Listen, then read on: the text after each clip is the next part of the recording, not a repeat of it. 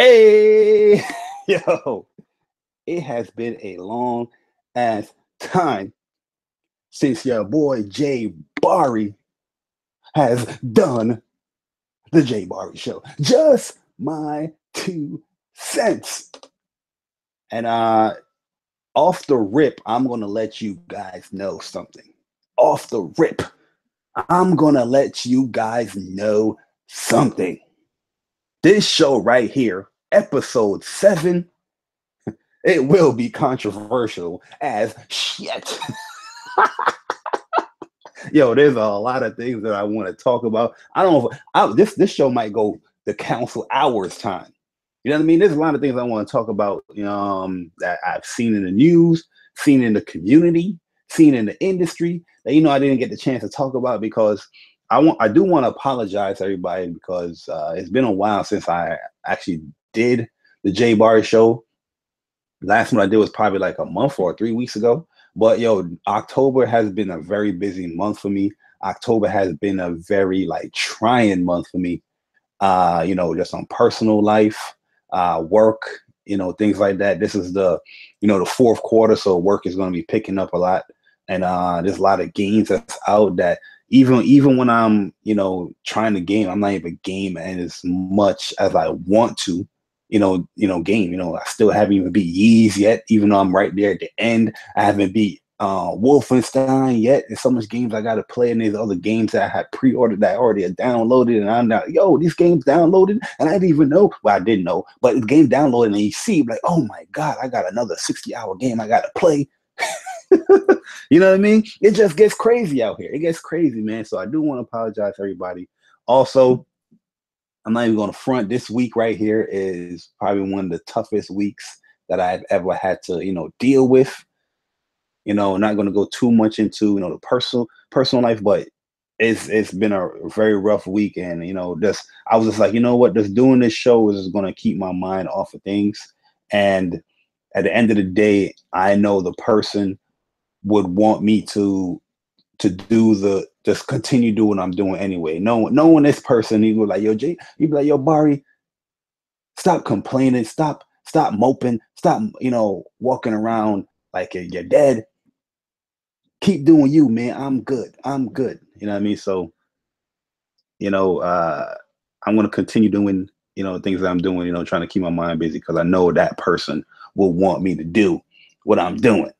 But yo, what is up, everybody? Yo, Jordan Dizzle in the building. Titanfall Princess says she is first in the building. Yo, we got my man Garuda Legends in the building. What is up, guys? Man, definitely appreciate you guys. The Truth is in the building. Yo, The Truth, what is good, man? Got Work with a question mark is in the building with some weird hand signs. I don't know what is going on out here. But yo, what is good, everybody? I definitely appreciate you coming through. Welcome to the JayBari Show. Just my 2 cents, episode 7, titled Paris Games Week 2017 thoughts and the new Fanboys to watch out for. Because yo, I'm gonna break that down a little bit more later on the show. But yo, there is a new Fanboys that we gotta watch out for, PlayStation Nation, and it's not your typical Xbox either. You know what I mean?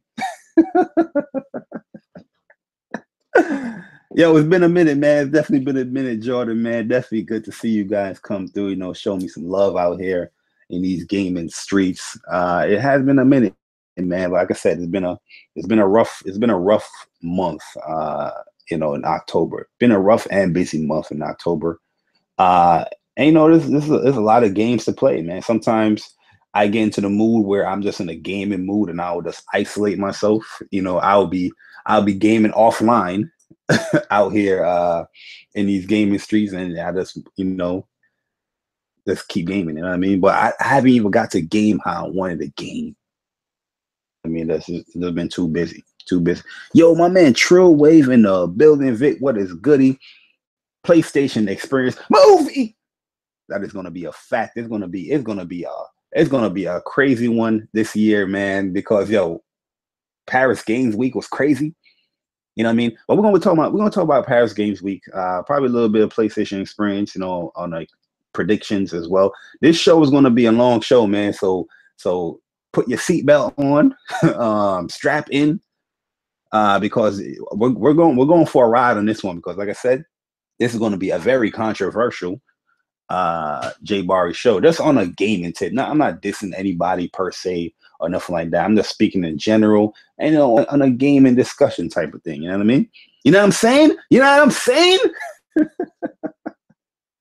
But yeah, I'm off work for a few days, vacation time, and then gaming time as well, due to what happened early this week. So, I had to, take the time before I lose it. Use it before you lose it.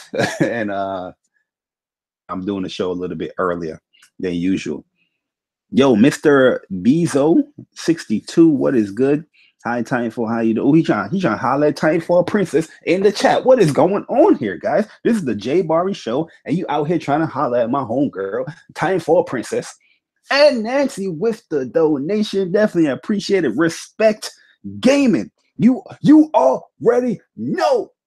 You got to respect gaming out here. Gaming is, listen, respect gaming is the movement. Respect gaming is the hashtag, guys. I'm seeing people putting on Twitter and all that stuff. People putting up the GIF. I am loving it. I am loving it because you know why? Because gamers is respecting gaming, and they're not becoming, but they're being gaming. They're being free with what they like to play. They're not trying to prove something to people that they don't know or try to get cool points because they're playing this type of game. Play what you want to play. Respect gaming. We got to get back to that, man. We got to get back to that.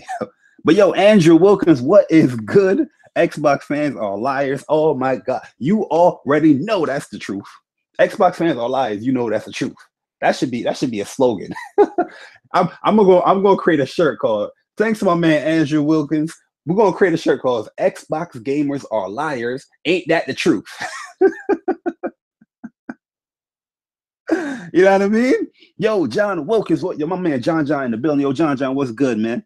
What's really, really Gucci with you, brah? I'm chilling out here, John, man. You already know what it is, man. Welcome to the JayBari Show once again. And it's been a while. It's been a while since we did a show, but as little gaming that I've been doing, this is what I'm currently playing right now. Is that Wolfenstein 2? I'm close to the end of that game. If the trophies is lining up with what my playthrough, you know what I mean? As far as the main campaign, I got about 3 more trophies to go. Yo, and this game right here is a trip, man. The first Wolfenstein was great. You know what I mean? The first Wolfenstein had some great set pieces. But this one right here, just from the beginning, they put you in a situation in this game that you're in like a wheelchair, and you gotta the way how the physics move and everything, you're moving throughout the level, and the way how you gotta shoot, because you gotta pick up your gun first before you can actually shoot. You know what I mean? You gotta keep all that stuff in mind. You know what I mean? Before you're doing that stuff, before you're shooting enemies and all that stuff. And it's just a cool ass mechanic out here. Yo, Flip, what is good? Oh, Call of Duty, you already know, man. I'm on that like white on rice. That is already preloaded and everything. You know what I mean? But what's good, man? What is good? Respect gaming tips to hat. You already know. Let's do a lobby and listen to Barry or nah. Oh, whoever want to play Marvel vs. Capcom. I mean, I can't do Marvel vs. Capcom right now. We doing a JayBari Show. My 2 cents. Respect gaming. But yo, man, I have been playing a little bit of Marvel vs. Capcom, but for some strange reason, with Marvel vs. Capcom right now, I don't think there's enough players online, because the times where I was trying to play it, I couldn't get any online match, rank match, casual match, beginners league. I couldn't get anything. It was just like, you want to lower your restriction? I'm lowering the restriction. You want to lower your restriction? I'm like, yeah, what the hell's going on? But back to Wolfenstein. This game is amazing. Yo, do not skip out on Wolfenstein 2, man. It is a great game. It is a little bit more like quirkier than 1, where they have like a lot of like joking moments or some ridiculous ass moments. There's some ridiculous things that go on in this game. You know what I mean? That's even with the main character himself. I ain't gonna say nothing. I ain't gonna spoil it. But yo, it is just crazy. You know what I mean? You think one thing is happening, then this outrageous plot just happens. I'm like, yo, but you know what? It ties in with the flow of the game. It might be crazy, it might be ridiculous, but it's still a fun experience where the pacing is just really enjoyable. You know what I mean? The characters, you definitely learn to like the characters as well, especially if you play the first reboot one. You're definitely gonna like this one. It's just a better game in general. It's much of the same, but the writing and the story is a little bit more like funnier and more fast paced than the first one, I would say. Still a great game though. I'm definitely enjoying it a lot. Also, you know, Ys 8. I've been playing that. I'm almost to the end of Ys 8. I'm just going to be doing some level grinding. You already know how it is. RPGs, we do level grinding. That's one thing I don't understand about this whole microtransaction talk from a lot of people that be claiming that they're these old school gamers and all that stuff. Who, you know, especially if you like RPGs, right? If you like RPGs, these microtransactions shouldn't even bother you because the grind wouldn't be an issue for you in the first place. You know what I'm saying? Like if I'd have got like Shadow of Mordor or any of these games, not Shadow, what is the Shadow of War? Any of these games that people's complaining about microtransaction, and I know myself as like a RPG guy that where, you know, they said the end of the game you got to grind us. I'm like, okay, and if that's what I got to do to get more fulfillment out of the game or to get my levels up so I can actually fully complete the game, that's what I got to do. I'm not going to pay money to any company for me to level up something that I've been doing since I was a kid. You know what I'm saying? You know, that's what these microtransactions is. Like, oh, you don't have the time. You're not a kid anymore. I'll pay for the things that you usually do. You know what I mean? I'm listening to gamers on a podcast. I'm like, yo, everybody's like, oh man, I love this game. I love Final Fantasy. I love Dragon Quest. You know, so people was like saying all this shit, but nowadays is we gotta grind. Oh my god, the grind is so crazy. Why do we have to grind so much? The grind is too long. You know what I mean? If that grind that you've been doing, especially the games that you've been playing back in the day, that's already instilled in you. So if you gotta grind, that's just what you gotta do. I don't understand that, John. Yo, Wolflow, what is good, man? Shadow of Transactions. Yo, Kid, what is good, man? You know what I mean? What is good, man? What is it? Yauta, what is good? I ain't seen Yauta in like 3 years. What is up? But you know what I'm saying? I'm just like, yo, when I hear people complain about the grind, and I'm thinking like, how old are these gamers? And I'm just like, yo, it's not an issue unless you really, really don't have no time. You know what I mean? But at the end of the day, it shouldn't be an issue as far as something that you're not used to doing. You know what I mean? Some of these games, it sounds like they're not used to doing the heavy grinding in the game to finally complete it. You know what I'm saying? Like, yo, Final Fantasy VII, you know what I mean? I'm not going right away to Sephiroth. You know what I mean? Yeah, you could probably be level 60 and probably have a more difficult time to beat him. But I'm grinding until I'm like level 80. You know what I'm saying? And that's more than like 3 hours. You know, to some gamers nowadays, like 3 hours is a grind. That ain't no grind. That is not no grind. You know what I mean? Grind is days of you doing, yo, I'm fighting these bosses, I'm fighting these enemies in this dungeon, then I gotta go back to go heal, then I gotta go back to the damn dungeon, and I gotta get my potions up, and I gotta keep going in that dungeon, and I get back to the store in this town, buy more potions and elixir, and go all the way back to that damn dungeon, and until you get to the level that you want to get to, so you can beat the game. I don't understand it. My bad for the rant. Yo, Kano doing what is good, man. Yo, listen, man. I've seen some microtransaction in games that I'm just like, huh? Yo, there's microtransaction in the Tales games this generation. I never played the Tales games last gen. I don't know if it was in there, but Bestiria and Zestiria, microtransactions is in there, right? Where if you go to the store right now, you can buy level ups where you can level up 10 levels ahead. And I'm like, what the hell? Now you can buy level ups in an RPG? I'm like, what the hell is going on here? You know what I mean? Tales of Zestiria and Bersteria. Yeah, I put like 90 hours in those games each. You know what I mean? Does that game take 90 hours to beat? No, it doesn't. But I just like the fact that I gotta grind. I like to grind in games where if I have a goal, like say by the end of the game, I want to be at level 80 or level 90. That's what I'm going to do. So the game could probably take like 40 hours to beat, but my playthrough is going to be 90 something because I'm grinding. You know what I'm saying? Yo, Dizzy, what's good, man? Yo, yeah, man. You know, I'm already here. I'm here, man. JayBari Show. Welcome back. Welcome to the to the stream, man. But yo, I don't have an issue with grinding. Like if I look at the RPGs that I'm having right here, Persona 5, Kingdom Hearts, Nier Automata, Tales of Vesperia, Tales of Zestiria, Ys 8, Summon Night 6, Lost Borders, Knights of Azure, Knights of Azure 2, Shyness, Exit Archive, Fallen Legion, Children of the Zodiac, Reverend Saga, Ys Origin, Digimon Cyber Sleuth, Valkyria Chronicles, Grand Kingdom, Disgaea 5, Star Ocean to the End of Time, Star Ocean Integrity and the Faithfulness, Sword Art Online.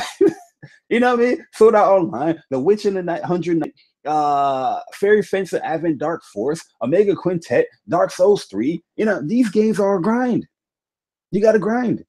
You know what I mean? And even if they put a microtransaction in there, you know, if you like these particular games, I don't see in myself purchasing any of these microtransactions to level up, because that just takes away the element of these type of games.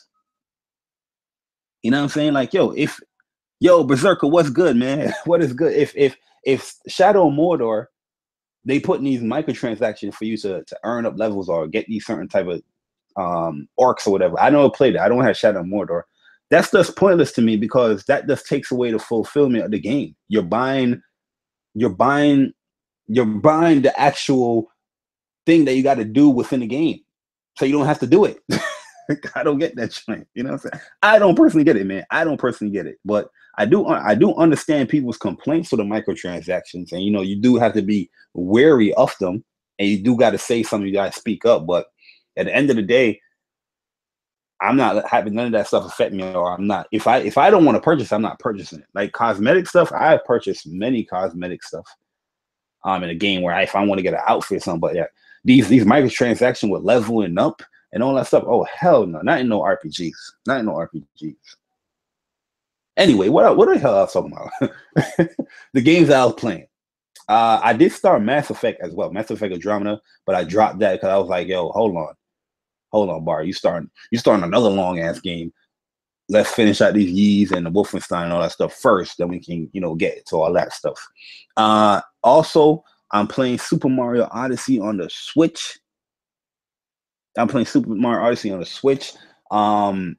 Mario Odyssey, very fun game. I'm definitely enjoying that a lot. I do have some issues with it as far as like the motion control stuff, but Frozen, he was letting me know that you can do the moves without the motion control. But my issue is that they give you this action guide, right? You press the plus button and you can go to this action guide as far as how to do the moves. But it don't tell you how to do some of the cap moves without the motion controls. You know what I mean? So when I was looking that up, I was like, all right, so I got to hold X and press the left stick or whatever like that. I'm like, okay. Then I'm looking it up in the action guide. I don't see none of that. All I see is motion controls in the action guide. In the action guide. And the funny thing about it is, I turn off motion control from the jump, because I'm like, I'm not going to use the motion control. I'm using like the Pro controller, or if I'm in handheld mode, I'm laying down back. I'm laying down on my back. The Switch is on my chest, and I'm playing it. And over here, you know what I mean, I'm playing the handheld mode, and I'm fighting this boss. You know that boss with the poison. He's spitting out the poison, and you got to do that hat move with a circular thing to get rid of some of that poison, because if you don't, you're gonna get hit.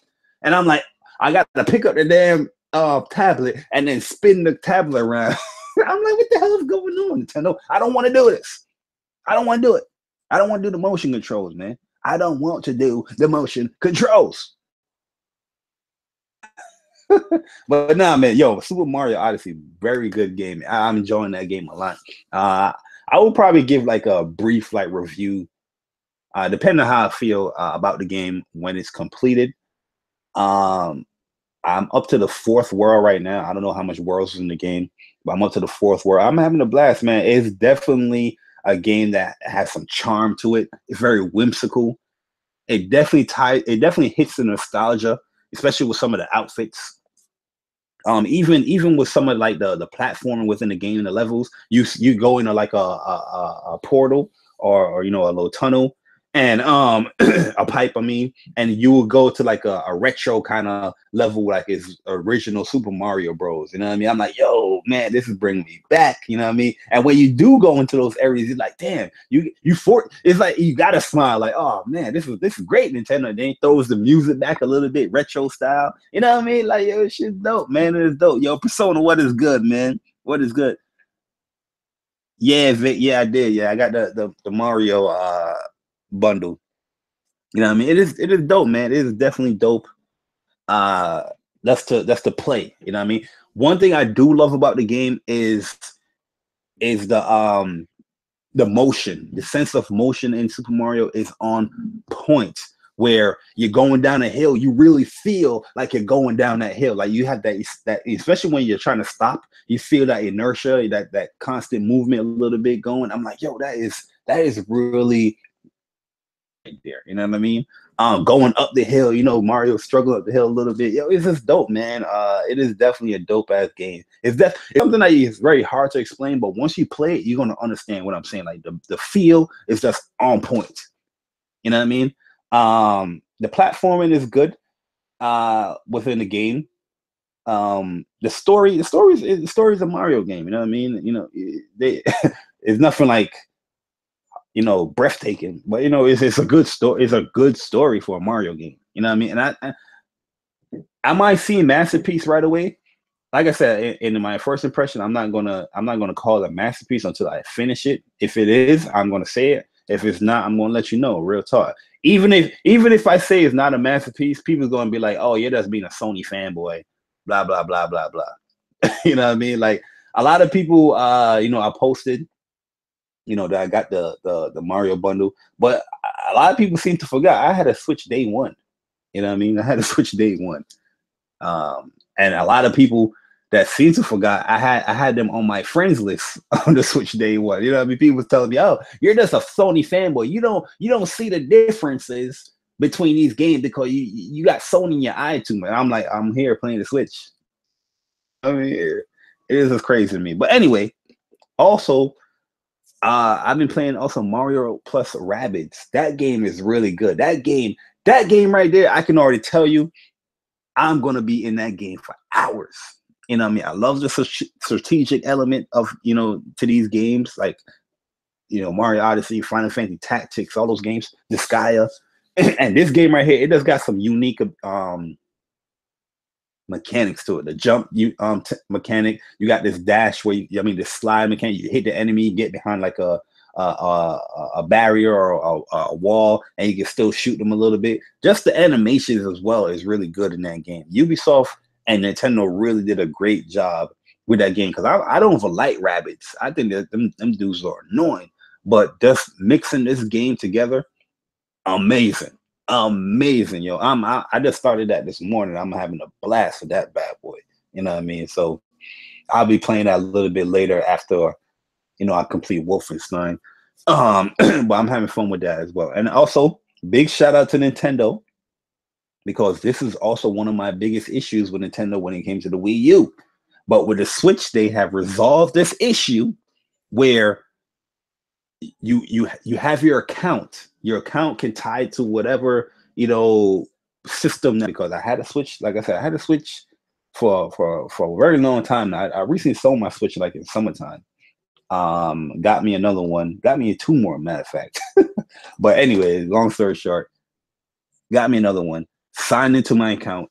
My digital titles was there. I downloaded my digital titles. Kept it moving. Even my DLC for Zelda is there. You know what I mean? That's why I didn't really trade in Zelda. I didn't trade in Mario Kart. I didn't trade in none of those games, because I think those games, the saves are tied to the cartridge. It's not tied to like a cloud account or something, which they need to have, but it's tied to the cartridge. So all the physical stuff for Nintendo is there. That's why a lot of people, when you basically see a lot of people say, "Oh, Nintendo people don't trade their games." Yeah, why the hell would you trade a Nintendo game? Because you trade that in, you're gonna lose all your save files. You know what I mean? So if you do get another one, you got to start that bad boy all over again. Nobody want to do that. Nobody want to do that. So yeah, Nintendo, the turnover ratio for Nintendo games is going to be very low because of those things they implemented. You know what I mean? But yo, let me see what's going on, man. What's going on? Sony, Nintendo. Yo, who did Microsoft? John. Whew. Yo, if I wasn't cool with John, man, I would have lost it right there. You know what I mean? But since I'm a Christian man, you know what I mean? I'm gonna calm down. I'm just gonna pray for John, man. That's all I'm gonna do. But nah, man, let's get into it, man. Let's get into some of this news real quick, especially with this Paris Games Week. Because yo, Paris Games Week, guys, it was a great show. It was a very good show, man. I definitely enjoyed Paris Games Week. You know what I mean? Especially from the pre-show. From the pre-show to the media conference, I thought it was a great show, man, because a lot of things that I basically have, or for PlayStation, they're supporting. Speaking with VR troopers. You know what I mean? VR, they definitely showed a lot of love. They got a lot of the news when it comes to the VR stuff in the pre-show. You know what I mean? Which that's one thing in E3 they should have probably did as well. Even though I didn't really mind none of the VR stuff in E3. You know what I mean? VR, they definitely showed a lot of the VR stuff, or spoke about a lot of the VR stuff in the pre-show. And some of the games look crazy. Some of the games look good. Like that Vector Run game, that is a day one. You know what I mean? I for the London Studios demo where you had the London Heights and the shark game in there and all that. So they had this game where you was rolling down a hill. I forgot what it's called, but you rolling down a hill, and yo, the sense of motion in that joint. You know what I mean? That joint was crazy. Yo, like that game felt so real to me. Like, you know when you go on a roller coaster, or sometimes when you driving and you're going down a hill and you feel that like sensation in your stomach. That's what that game was giving me. I was getting a tickly sensation in my stomach while I was playing that joint. I was like, yo, this game is crazy. It feels like realistic stuff. You know what I mean? Yo, EJ, what's good, man? What is good, EJ? So yeah, that Vector Run game, that game looked like it's gonna be a blast, man. Also, they showed a game. Did they show this at the pre-show? Was it? It was another Blood game they showed, which it didn't look really good. But the Blood game that everybody was talking about, the Blood and is it Blood and Stone or Blood and whatever? PF. Let me look it up real quick. I don't want to mess that up. Blood and Truth, the game made by London Studios. The guys that pretty much did London Heights, they actually are making like a full game now. You know what I mean? 'Cause if you had PlayStation VR and you tried out London Heights, yo, that game right there was like a roller coaster ride. You know what I mean? That was like an action movie that you're playing. You know what I mean? Where even with the cutscenes, you're actually interacting, where you can blow the smoke in the guy's face and all that stuff. It was just really dope, man. And the gun scenes where you know what I mean, you're hiding for cover, you're shooting up everybody. It was just dope. Even the car scene, that car scene was crazy. You know what I mean? And now they're actually making like a really full game with it called Blood and Truth, and that junk looked dope as hell, man. I can't wait for that bad boy. And they also showed this other game where you're like a Titan, which looks pretty. Let me look up all the PSVR games that they showed out here. PSVR. I forget the names of them. Paris Games Week 2017. All right, so there you go. 14 PS4 PSVR games. I forgot the name of that game though, but you're pretty much like a Titan, and it was pretty. Oh, matter of fact, yeah, matter of fact, let's stay in VR. Let's stay in VR for a little, because we're going to be talking about VR in a little bit as well, where a lot of people, you know what I mean, that don't support VR, right? A lot of people that don't buy VR, they always have this notion that it's going to fail, nobody's going to buy it, Sony's going to drop support. And I just made a video the other day. I'm like, yo, especially when you're speaking about PSVR, You know what I mean? If stop talking about support. Stop talking about support if you don't support nothing. You know what I mean? Because there's a lot of people that like to talk about support, but they don't support the shit that they're talking about the support with. And PSVR is a perfect freaking example. Like, I've been telling people from before I even bought a PlayStation VR, and after E3, not E3, PlayStation Experience, the one that I went to, I was talking about VR and how it is, all the games that's coming to it, the support that's coming to it. I'm on people's podcasts. When I bring up the stuff, the actual facts, people are like, what you said? Moving on. Yeah, VR is going to suck. Somebody's going to drop the support. I wouldn't get this thing. You know what I mean? Or are people going to be like, I got to see how the support is going to be with PlayStation VR before I get it, right? All these people, and I'm telling people like, yo, the support is going to be there. Paris Games Week, my man came out and said, yo, there's over 100 games the first year. Over 100. Yo, the Xbox One don't even have over 100 games that came out just this year. You know what I'm saying? And then these same people that I got to see with the support. Where are they at? They're nowhere to be found. You know what I'm saying? The support is there. The support is being shown, especially this PlayStation, this Paris Games Week. You know what they're doing? They're doing two things there.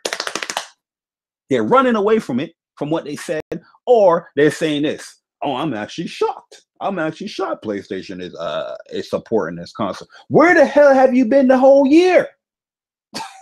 From the things launched to now, where the hell? How are you shocked? Have you not been looking in the PlayStation Store? You know what I'm saying? Have you not been looking in the PlayStation Store where you look at PlayStation VR and look at the games that's there? You know what I'm saying? I'm like, how the hell can you be shocked? I'm seeing it all over Twitter. I'm actually shocked that PlayStation is supporting this VR. Like, I'm baffled. How? Some of these people have PS4s. You telling me that they can't Google something? You telling me that, you know, I said in my video that the hardcore of the hardcore gamers that we know in the community, they always so inclined when it comes to gaming news about anything, right? Especially the negative shit. If it's something negative, like say if it was the opposite spectrum of the things with PlayStation VR, if PlayStation VR was doing horrible, all these people that is shocked about the support, and hey, if PlayStation VR didn't have any support, all these people will be that was shocked about support and how good it's doing. They'll be like, the first thing they'll be doing is making videos. See, I told you guys that this thing will be a failure. PlayStation will drop support just like the Vita. You know what I mean? I even hear people saying that, yeah, like the Move is not supported. The Move didn't do well. Like, what? How are you making these statements when you can simply Google the shit?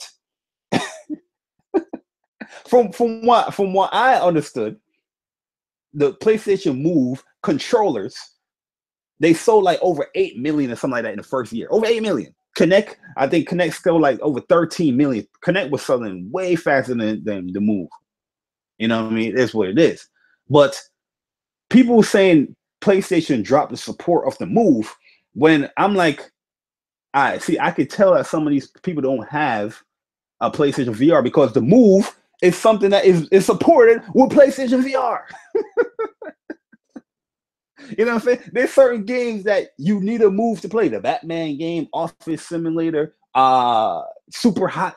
You need the Move. So I'm like, how the hell are these people saying the Move is not being supported when the Move is being supported to this day? You know what I mean? It's just crazy to me. I'm like, yo, all these hardcore gamers just seem to be out of the loop when it comes to positive news, especially with something they don't care about. But I guarantee if it was some negative PlayStation VR news that it was doing bad and the support is not being there, yo, it would have been crazy. It would have been. You remember when Riggs, Gorilla Cambridge, they closed down. Right. 2 seconds later, 15 YouTubers put up videos talking about, oh, see, the PlayStation VR, man, this is why I'm not going to get it, because, you know, Riggs is a first-party game, and, you know, first-party, where the support is going to be like this. So the PlayStation VR, people's not buying it. Right? They was making these videos all out the wazoo. But now the good news of PlayStation VR, oh, it sold over 1 million, or it made over $500 million in sales and all that stuff. The support over 100 and something games. All those good news. Everybody's clueless. Everybody's like, huh? Huh? What happened? What happened? What happened? Oh, I'm shocked. I'm shocked. No shit. But yo, you know who's not shocked? The person that the people that actually buy the console or the platform, or that the people that's actually telling you the news about the platform, those are the people that don't get listened to. You know what I mean? Like I said, I've been making PlayStation VR videos for ages, telling people what's coming out, the support, blah, blah, blah. Don't, people like me is the people that they don't want to listen to. You know what I mean? Because it's too positive. It's something that's already been in the negative limelight. They don't want to hear no positive stuff about it. It's craziness, man. Pissed off. I'm pissed. But anyway, there's a lot of great games coming to PlayStation VR, and yo, you know what I mean? Yeah, the Bow to Blood. I'm not with that. Ultra Wings, I'm not with that. Sprint Vector, that's the game I'm with. Dead Hungry, I'm not with that. Yo, this game called Stillflid is that horror game. Yo, this junk looks scary. So I was gonna do a stream with this game. Nah, man, I don't think I can make it. So I didn't do it, yo. I didn't do it. Oh, League of War VR Arena. This game is gonna get slept on, but this game is gonna be very popular. That that MOBA-esque type defense type tower defense type games is very popular right now, and this is something that might pull in those people that like that stuff with PlayStation VR, man. So we'll see with that. Invector, I forgot about that trailer.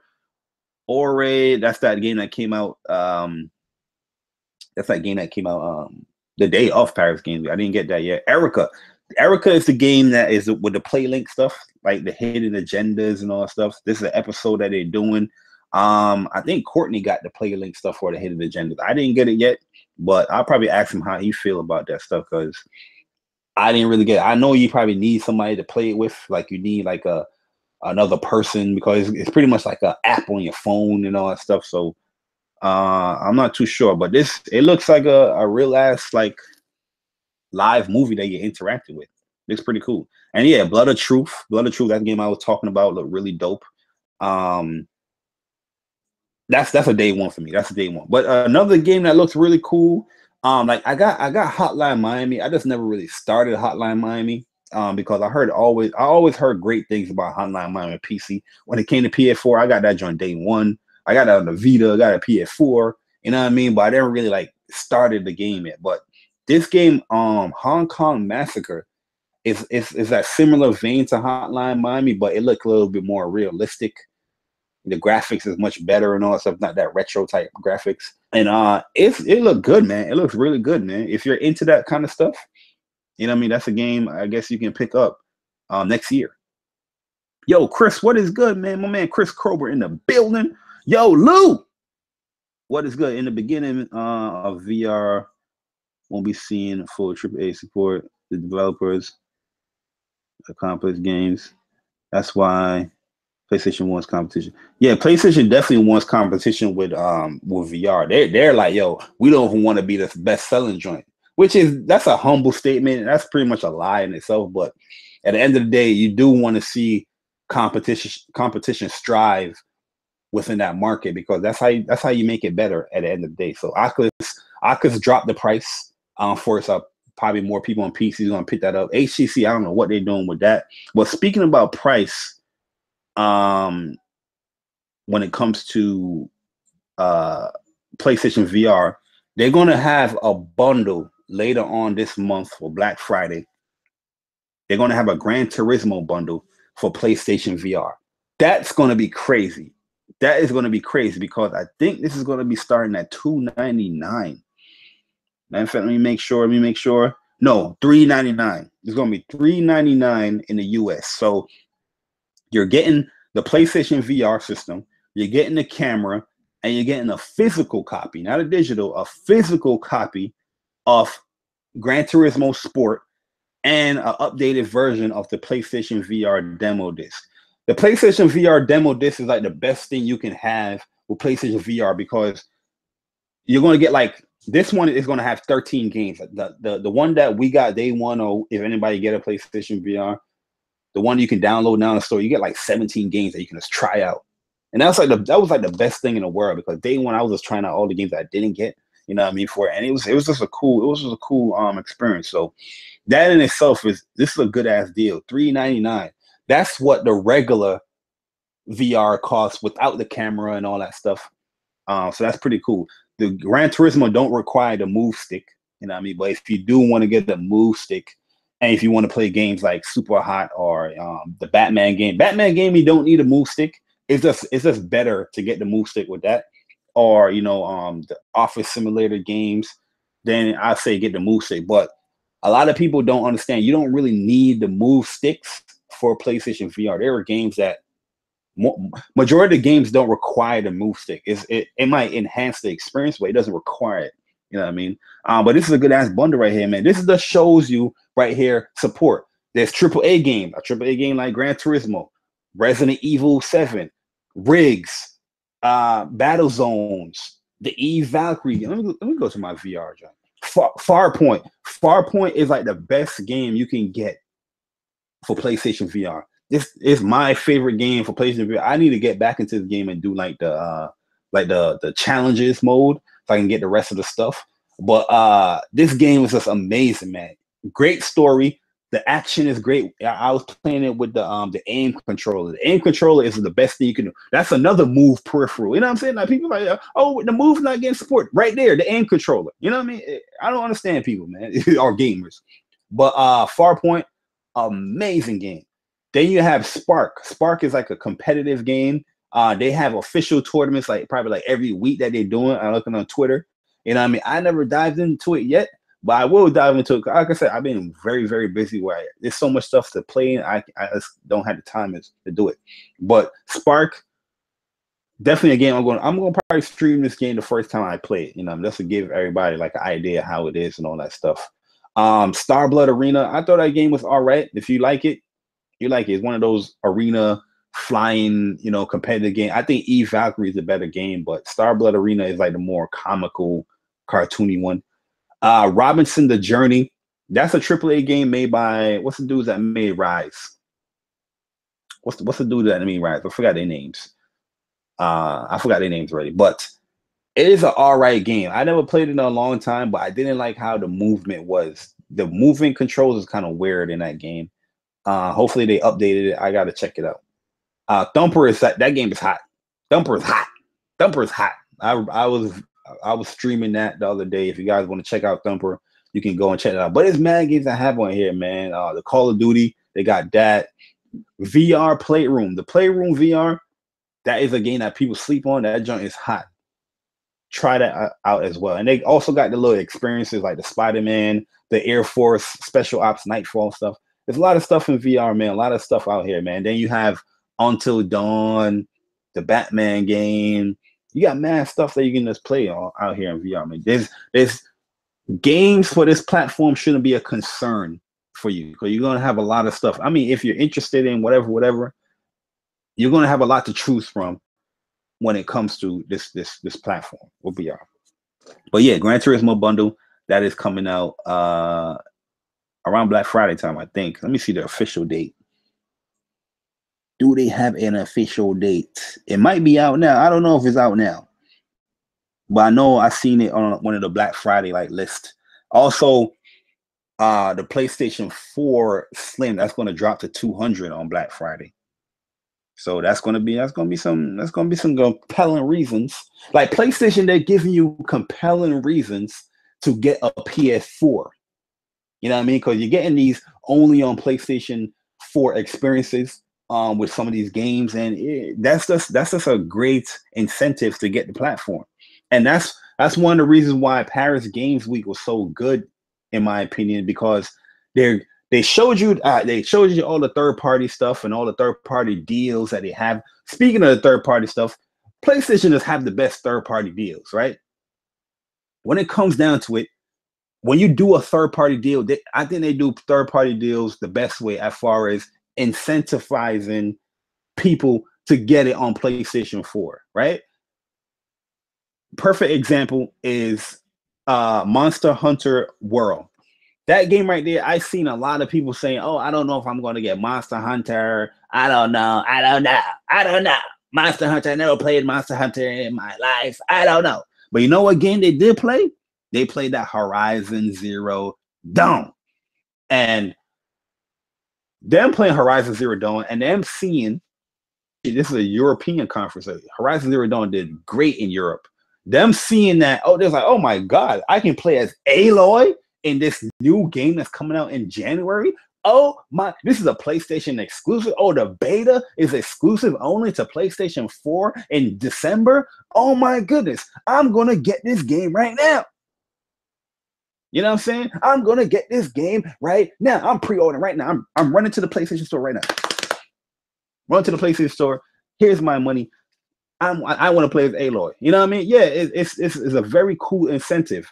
Am I personally gonna play as Aloy in the game? I already pre-ordered this game a long time ago, before I even knew about this stuff. But probably like my second playthrough, I'm definitely gonna be trapping some monsters. You know what I mean? What's that nail, that rope caster? Oh my God! If they had the rope caster in this bad boy, them monsters getting roped. Pop pop boom, pop pop boom, pop pop boom. Get your ass down here. You know what I'm saying? So I can't wait, man. I think it's gonna be crazy. Yo, it happened to me. I didn't care for Monster Hunter until I saw that. See, that's what I'm saying. That's what I'm saying. That's what I'm saying right there. That is a great incentive. They giving you, it's not an exclusive game, but they're giving you the incentive to like, yo, here on PlayStation is the best place to play. You like this character from the beginning of the year? She's gonna be here again. Boom, right there. You know what I mean? I think that's dope, man. Call of Duty, the typical Call of Duty deal. The maps first. Then they got the Destiny stuff. Destiny, you got the exclusives deal for like the year, as far as when it comes to like, certain like exotic costumes, or I don't know, or missions. I think it's Nightfall missions as well. They showed off Far Cry. Far Cry again, that got delayed. That game was supposed to come out this year, but it got delayed. And it's smart that they delayed it, because let's look at the stuff that's coming out right now. You know what I mean? They delayed to February. If certain exclusives hit in February, I don't know. But it's still smart sometimes to get out that COD and Battlefront. Even Battlefront, even Battlefront, they got exclusive marketing deals with that. So, you know what I mean? Like a lot of the Xbox guys, they're talking about, yeah, but Xbox this, Xbox that. Some of these guys, that the majority of the gamers that is clueless to like gaming news, not like clueless, but that's the way how they get their gaming news is from like a commercial or a YouTube video. You know what I mean? They not seeing no Xbox One X versions. They're seeing PS4. They're seeing, play here on PlayStation. They seen the Force is strong with PlayStation. You know what I'm saying? They seen get your maps first on PlayStation. You know what I'm saying? They seen Aloy exclusive on the PlayStation version. That's what they're seeing, and that's the version that they're gonna get. You know what I mean? Because it's tying in with, oh, I already got this platform, or I didn't get this platform. I want to play the maps early, or I want to play this early, or I want to get this because this is exclusive on this platform. That's where they're gonna go. That's where they're gonna go. You're still gonna see 4K. You're still gonna see better resolutions. You're still gonna see textures better and all that stuff if they get the Pro version and all that stuff. And you're still $100 cheaper. You know what I mean? I think the Xbox One X is gonna do good. But I don't know.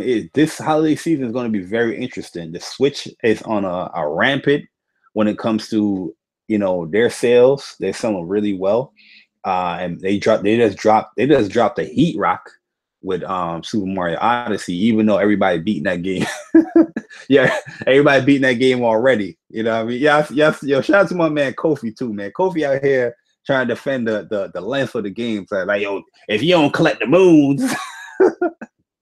People trying. You remember the order? How people was like, the order is super short. It's super short. Blah blah blah blah. But yeah, you can have the collectible. You can do the collectibles with the order. You know what I mean? You can do certain. What a collectibles, that's all they really have. You know what I mean? That lengthens the play time. You know what I mean? Or you can play on hard.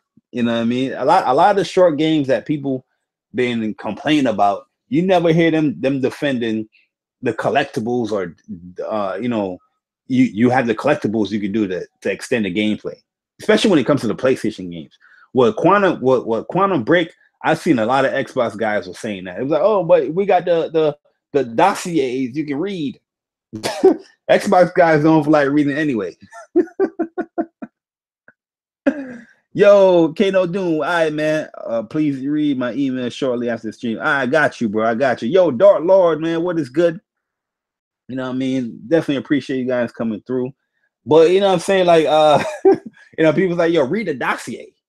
Read a 3-page dossier to extend your gameplay. And I'm like, what the?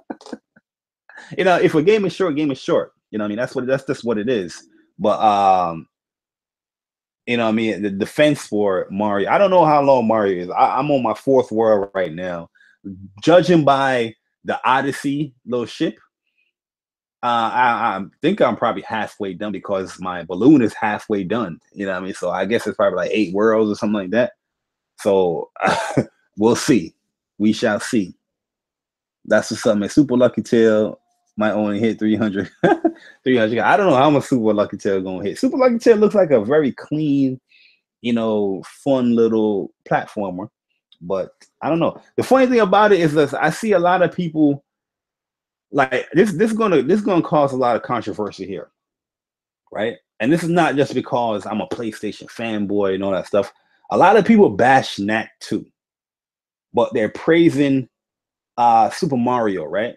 Knack 2 has a proper story. Knack 2 has the platforming. You know what I mean? Knack 2, you have your little elements as far as, you know, your unique abilities and stuff like Mario. Knack 2, you have different areas you go to. You know what I mean? Especially when you beat the game, you can pretty much fly or pick any area in the map that you want to go to. But a lot of people is bashing Knack 2. But if you ask somebody, what's your reason for bashing Knack 2, they can never tell you. They say, oh, that game sucks. Or they base it off of what the reviewer's saying. But there's a lot of very similar stuff that goes on in Knack 2. When I'm playing Super Mario Odyssey, like, you know, I mean, people in Super Mario Odyssey was hyping up the animations. The animations is amazing. Don't get it twisted. The animations is amazing in Super Mario Odyssey. You know, when he's sleeping and all that stuff, a freaking bird come on his nose. If you get stuck by the cactus, you know, you're gonna have little cactus things on your nose. You know, I mean, some cool stuff. Even when he's hot or he's cold, cool little animations. But other platformers, they have Ukulele is another one. Ukulele got some good animations. Knack have some good animations, but you never hear the reviewer or anybody speak of those things outside of probably myself. Like I'm an animation geek. So when I see like a good animation, I'm gonna put up a tweet like, yo, the animations is dope as fuck in this game. You know what I'm saying? And Nat got some really cool animations, some idle animations as well. You know, I'm just like, yo, I don't see nobody praising this stuff. The smallest little intricate details, people go so in depth to express themselves when it comes to Mario. But the small little details in like other platformers, that's not a Mario game. Nobody even want to talk about those stuff. You know what I mean? Nobody even want to talk about it. So Knack 2 got some great animations. You know what I'm saying? Knack 2 has a lot of collectibles as well. There's stuff that I still got to do in Knack 2.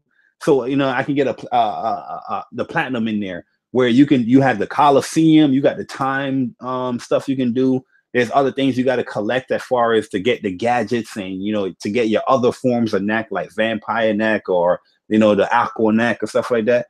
But yet nobody talks about those stuff in those reviews. Nobody's praising that stuff. You have people out here defending Super Mario Odyssey about moons. You know what I mean? Knack on itself is a very lengthy game. To beat Knack, it's probably going to take you about 10 to 12 hours to beat Knack. It also depends on what difficulty. Knack is just a more difficult game than Mario, just off the rip, right? But you know what I mean? People even if people consider Knack 2 to be a short game, you know what I'm saying? nobody would go to the extent to be like, oh, but you got to do the collectibles, or you have the Colosseums, or those are legitimate arguments to say, yo, the length of the game was not that short because you can do all these other things, right? But you got people out here talking about the moons. Some of these moons collections is real easy, Mario. You just gotta do like a little platforming thing, boom, you got it. Or you do a little walk and you got a moon, or you just discover something, you got a moon. The moons is pretty easy to get. You guys gotta really search, each little world that you're in to really like, all right, oh, I missed that. Oh, there goes the moon, you know what I'm saying? But same kind of thing with Neck when you're trying to find some of the gadgets, or some of the relics, you know what I mean? You gotta really go around this area to really search for it. But I see more people praising, oh, Mario is so unique when it comes to finding the moons, and I'm like, yo, you do the same shit with Neko or Ukulele or something, you know what I mean? I'm like, yo, it's just a different type of praise that goes into a Mario game and something that's not a Mario game. And I'm not knocking Mario, because Mario definitely deserves the clout that it has. It's always been a great game. But I'm just saying, like, when I see similar stuff that's going on in another game, and people is not like trying to praise that, or people is bashing the game for doing one thing, but the same other game is doing it. You know what I mean? Like, it's just crazy. It's just crazy. You got people out here that was bashing other people, talking about the grass in GTA 5 was much more than on the PlayStation and the Xbox One version, right? But then the same people was out here posting up fucking pictures of Mario with freaking cactus things in his nose, or a flower, or a freaking bird that's on his nose because he's sleeping. You know what I mean? I'm just like, yo, what is going on out here, man? What is going on out here? Have some consistency with your arguments or your reviews and stuff like that. That's all I'm saying. But am I knocking Mario? I think Mario's a great game. I think Knack is a great game. When I say Knack is a great game, people bash me all the time. Like, how the hell are you saying Knack is a great game? You know why they bashing me? It's not off the rip that they're playing the game. It's off the rip because they're basing it off of what the reviewer is saying. You know what I mean? Or the Metacritic. There's no way this game is good. Look at the Metacritic. Play the game for yourself and find out. You know what I mean? But anyways, I'm going on a lot of rants out here, man. These are videos that I should be making. Well, I'm going on these rants. This is a JayBari Show, man. But anyway, back to Paris Games Week. Oh, matter of fact, let me mention this too. For Honor is going to have a free weekend, November 9th to the 12th. Season 4 details is in there as well. But yeah, if you guys want to play For Honor, if you got PS Plus, you can play it free for the weekend. And you want to check it out, check it out. If you want to check it out, check it out. Let me get back to this Paris Games Week stuff. Oh, yeah, let me go back to Paris Games Week before I go to PlayStation, before I go to PS Plus. But yo, Paris Games Week, they opened the show out with Ghost of Tsushima, and the graphic. I already know this game is going to be good because I love Sucker Punch games. I'm a huge Infamous fan, and I know Infamous games, the gameplay is very sound. The gameplay is very, very good. I like the story as well. Story is always something that people can be iffy with, but when it comes to gameplay, Sucker Punch, they nail that shit when it comes to like a comic book hero type gameplay. And this game right here is going to be an open world action stealth, game. You're going to be the samurai. That's the opening little dialogue with the game. So, samurai, I have learned your ways. I have learned your language. I have learned this and that just so I can conquer you. Y'all was like, yo, this is gonna be a movie. This is gonna be amazing, man. You know what I mean? So I am just super hype for Ghost of Tsushima, man. That is gonna be crazy. But yeah, I know a lot of people was like, oh, I didn't see more gameplay. No shit, Sherlock. It's the debut trailer for a game. You know what I mean? Most debut trailers don't even have like gameplay. I'm not saying all of them don't. There's probably debut trailers that did show gameplay and stuff like that, but most of them is like CGI or in-game rendered cutscenes and stuff just to show you like, yo, here's how the game is gonna look when you play it or something like that. You know what I mean? Even when you look at gameplay, you can't really judge gameplay like that on these trailers, because most of them joints are just like vertical slices anyway, where they're going to be fine tuned to look nice and all that stuff, and everything is going to look perfectly clean. You know what I mean? They're going to be in God mode and all that stuff. So at the end of the day, I don't mind if your first trailer is something where you're just showing me or you're trying to sell me on a game. You know what I mean? You have your trailer where you're just trying to sell me a game, like, oh, new game that's announced. This looks pretty cool. I get the idea.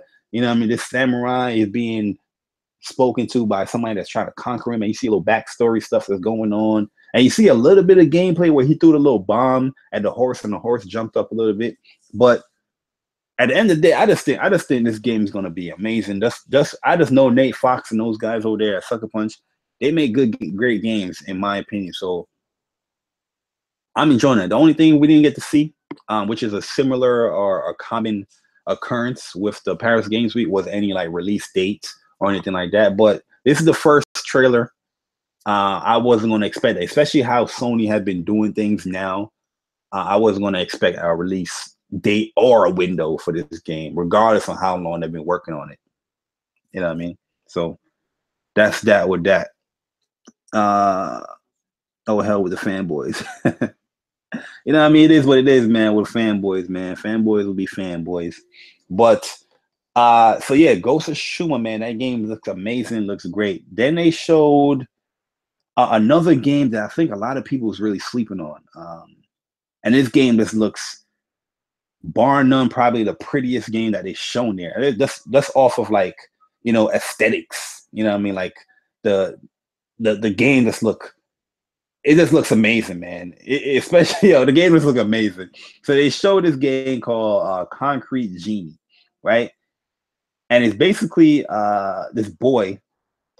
He looked like he's probably like a loner. Everybody thought it was like, I thought it was like a little Infamous joint. Cause I'm like, yo, is that Delson when he was like young or something? But then I saw like, he getting the paintbrush. I'm like, nah.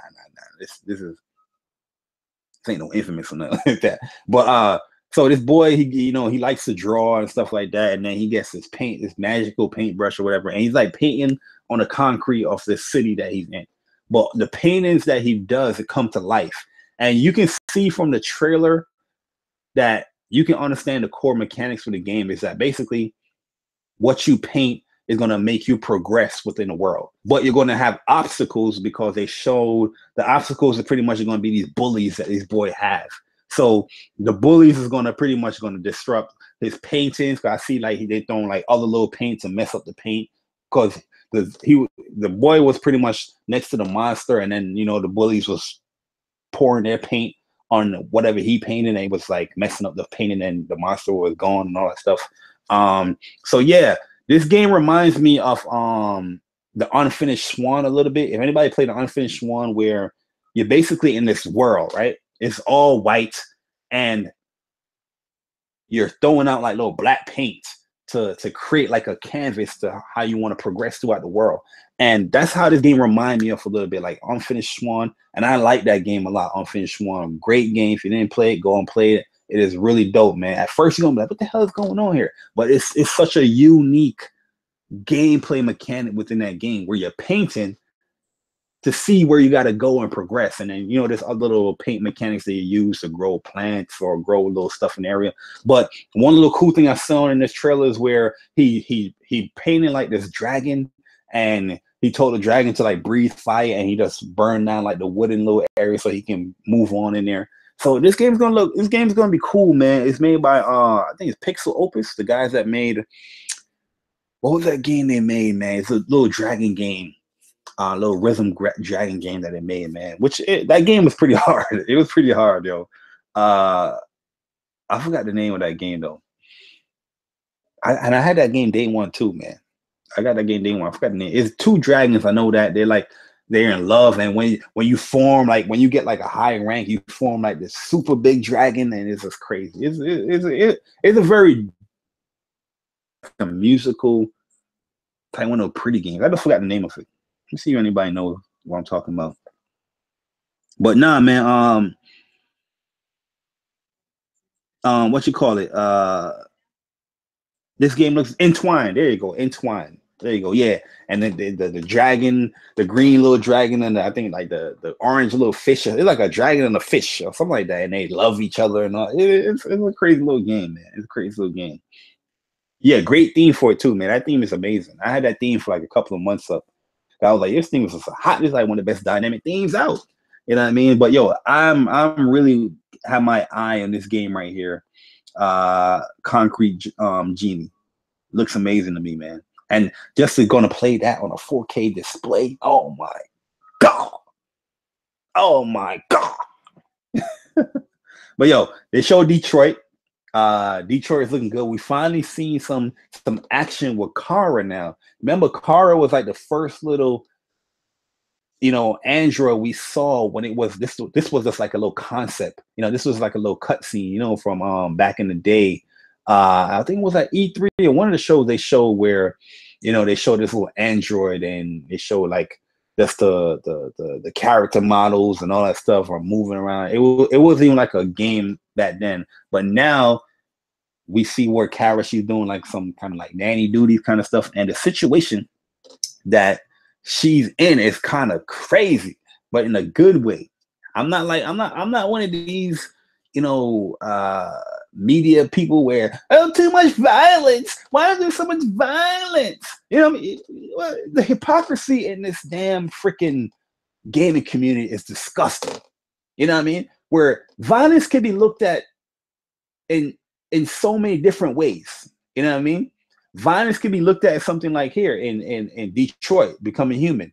Oh, there's some domestic abuse going on with the father and his child. He's abusing his child, and he can potentially kill his child depending on situations that or decisions that you make in the game.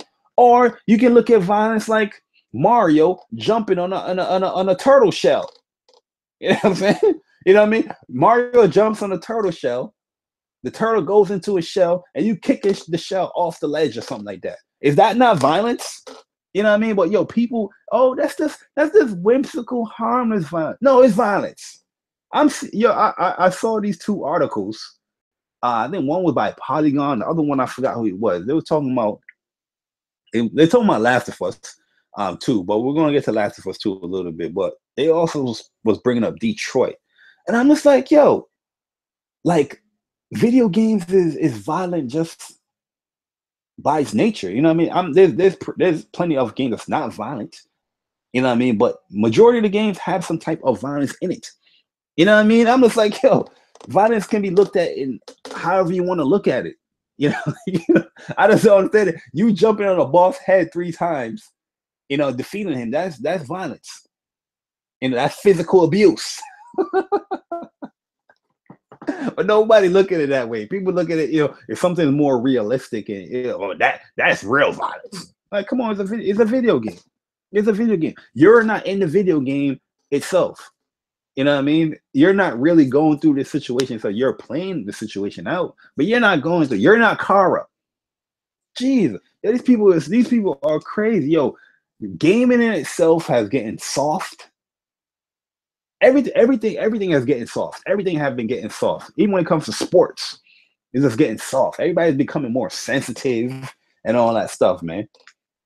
You know what I mean? Even in the NBA, what was a foul back then what wasn't a foul back then is a foul now, because you know what, players are complaining more, players are getting hurt more often. You know, this is crazy, man. This is crazy. It's crazy. I don't know what the hell's going on here. Violence. No shit.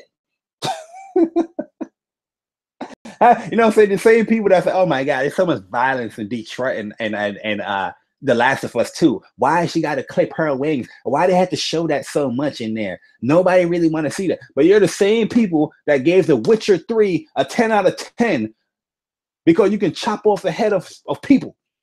They don't hide that animation. You see you see Garrow cutting off somebody's head. You know what I'm saying?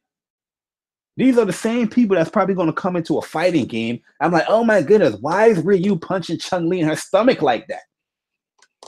Watch, it's coming. It's coming. It is coming very soon. It is coming very soon. The same people was complaining about the violence in these damn games It's gonna be coming to these fighting games now. They're gonna be coming to everything. I'm like, oh my god, we gotta stop the violence, man, in fighting games. Why can't we just talk it out now? You know what I mean? Why can't Ryu just talk to Chun-Li? Say, hey, Chun-Li, I understand that you're upset about me because I'm blocking your path so you can go to see Bison so you can fight him. But I want to fight Bison too. But if we could talk about it over some coffee, you know, we can work out our situation here instead of having this street fight in a game that's called Street Fighter. I'm telling you, man, watch, it's coming. It's coming. It's coming, guys. I'm reading this shit. I'm like, what the hell is going on here? It's a freaking, have you not played a game by David Cage? Have you not played his previous games? You have been put in situations that people could die. People could die. Yeah, it might be a little girl in this one, but damn, it's a video game. Jeez, man. He said, what's wrong with JayBari's stream? I can't load. Was something wrong with the stream? Can you guys hear me? Can you guys hear me? He said, what's wrong with... Oh, yeah, my stream's going right. Yo, Court, what's good, man? What is good? Out here being sad. You already know, man. It just pisses me off, man. It pisses me off, yo. A great trailer like that, you know what I mean, to build you in more hype for the game. Because everybody know, yo, this crazy situation. Nobody was talking about violence with the first damn trailer of this game, where you're on a freaking rooftop and a dude have a kid in his hand ready to shoot the kid or jump off the thing or whatever. Nobody was saying, oh, why is this so violent? Nobody was saying that. But all of a sudden on the third trailer, now you're gonna talk about, oh my god, there's too much violence in Sony's games. There's too much violence. Yo, Death Bane 86, what is good, man? What is good? You know what I mean? I'm like, what the hell is going on? But anyway, yo, Detroit looking good. Detroit is definitely looking good, man. You know, it's a Quantum Dream game, so you know what you're gonna you know what you gotta expect as far as us mechanics and stuff like that. But as far as the story, that's gonna be the move. That's gonna be the trip. You know what I mean?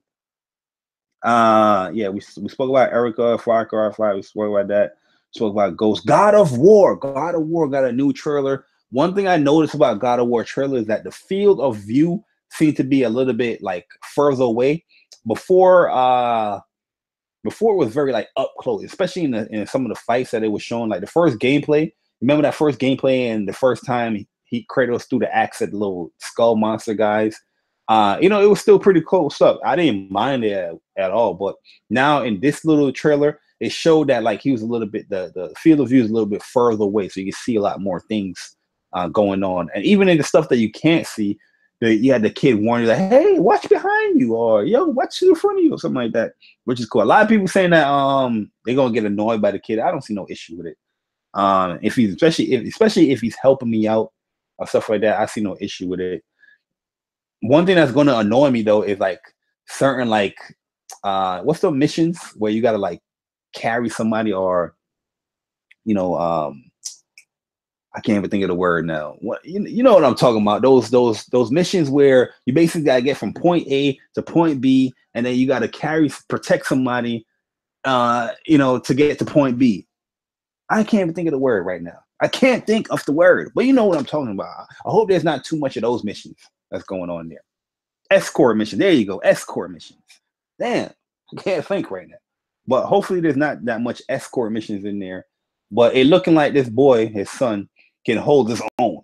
His son can hold his own. He got his bow and arrow. You know what I mean? It's looking good. It seemed like he got like some magic spell with a bow and arrow. I seen like some lightning shot going on with the son. So we're definitely going to see, man. We're definitely going to see. I'm definitely digging God of War. You already know that it's on pre-order. It's on pre-order.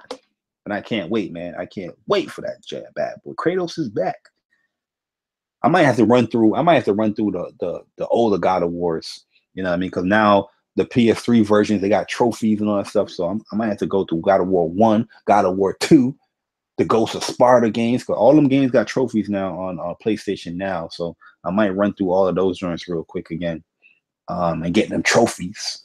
You know what I mean? Trophies. It's all about trophies. Oh, Guacamelee 2 has been announced. Yo, So Guacamelee is a game that I did not complete. I got to an area in Guacamelee where that platforming, oh my God, was frustrating. And I was playing it on the Vita, right? I got the PS4 version, but I didn't even start the PS4 version up.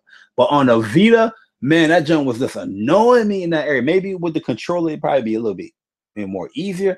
But yo, Guacamelee is not an easy game, but it is a very fun game. I do like the fight mechanics.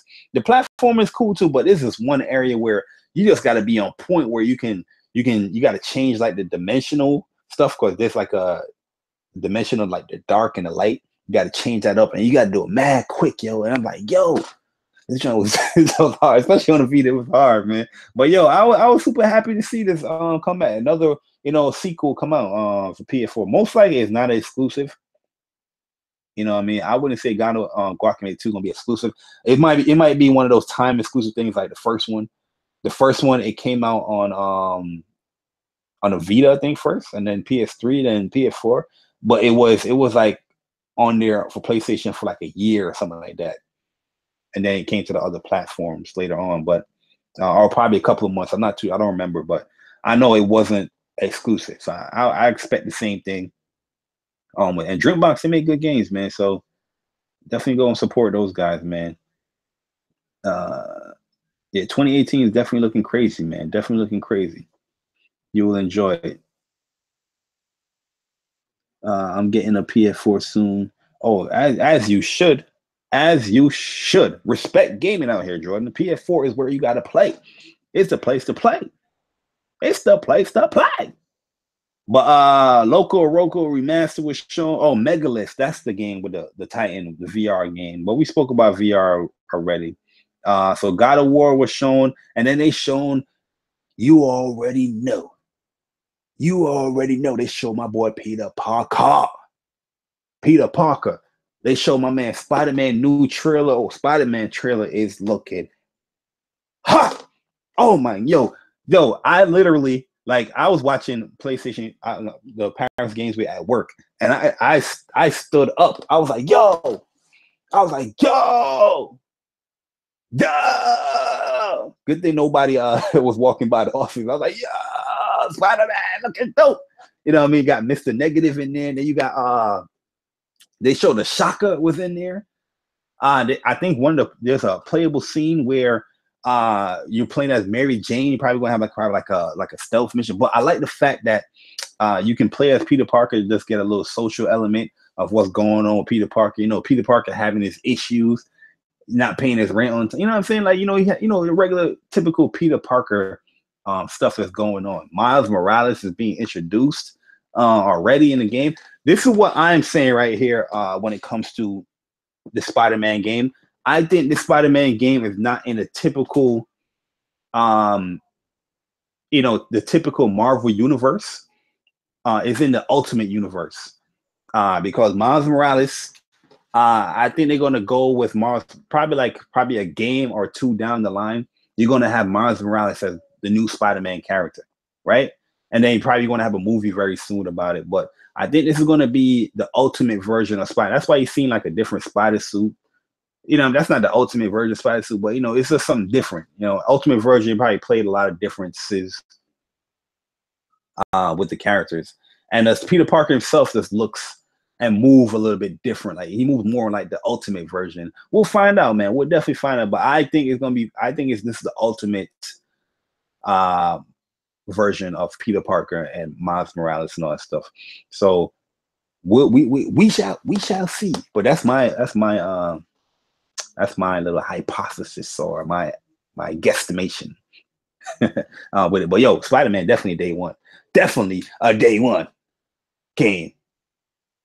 And when that game come out, a lot of these games, man, like people already think I'm very isolated when I play games. When these games drop, I'm gonna be even more super isolated. God of War drop, you ain't gonna hear from me. Spider-Man drop, you ain't gonna hear from me. Ghost of Tsushima drop, you ain't gonna hear from me. And The Last of Us 2. Well, you ain't gonna hear from me for like probably the weekend when I beat the game, or multiplayer, I'll be on there. But The Last of Us 2, man, they showed The Last of Us 2, right? A lot of people was questioning like, yo, is this another trailer for Days Gone? And I was just like, nah, this looking a little bit, little different. I'm not gonna say look a little better. It does look a little better than Days Gone. I don't get Days Gone. It's a great looking game, but not as that intricate detail when it comes to these cutscenes like that. So I'm looking at this. I'm like, nah, there's no way. There's no way. And my initial reaction was Last of Us 2, right? So I'm watching this jump like this Last of Us 2. And then yeah, it was Last of Us 2, but we see this trailer, we see this, they pulling this girl, this woman, not girl anyway, and they tie her up on this noose and they put the bucket to hold her so she won't die right away. And then they put the knife to her stomach. Too much violence, too much violence. You know, a lot of people was insinuating that she was probably pregnant and want to cut it out and all that stuff, you know, probably the baby out, because I guess it probably was something against that little clip that it was in or whatever. I don't know. But yo, just watching that trailer, man, I was like, yo, this joint is looking real. And this lady right here, she is brolic as yo. This lady looking like she is Sarah. What's her name? Sarah Connor from Terminator. Oh my goodness, she looking like Sarah Connor from Terminator, where yo, she's ready to kill some Terminators or something. Yo, she did probably 100 push-ups that day, and especially when she's on the noose and you know what I'm saying, she's losing all of her air and all that stuff. You just see like the muscle definition of her, the veins and all that stuff is popping up, and I was just like, yo.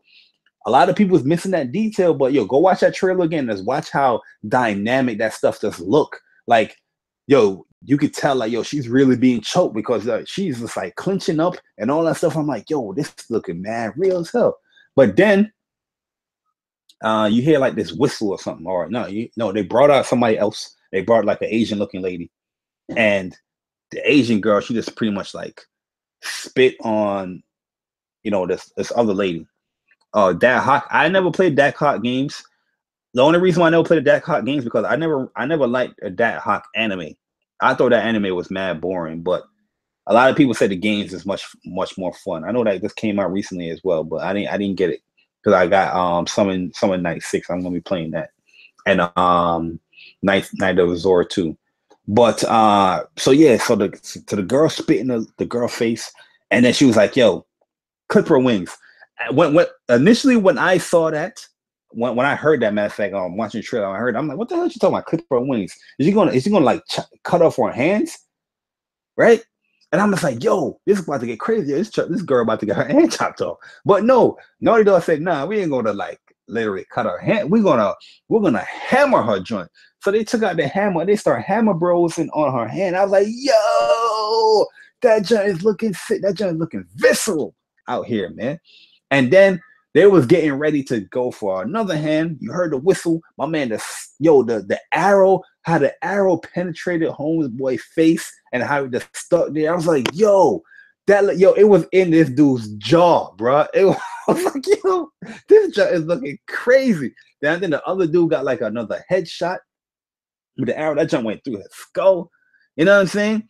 And then the other girl, she pulled out her gun, you know, she's shooting bullets and all that stuff. And what was really cool about this trailer that I saw was that the dude that had the hammer that was clipping her wings, when he got died, the hammer dropped. And you saw that girl, she kind of got up and she looked at the hammer, but you know, she was struggling to get up a little bit. But then the other lady, the main lady that was, you know, punching everybody, she was shooting the guns out, then backed up enough where the other girl that was just on the thing getting choked out put her legs on and started choking the hell out of her and pretty much like snapped her neck.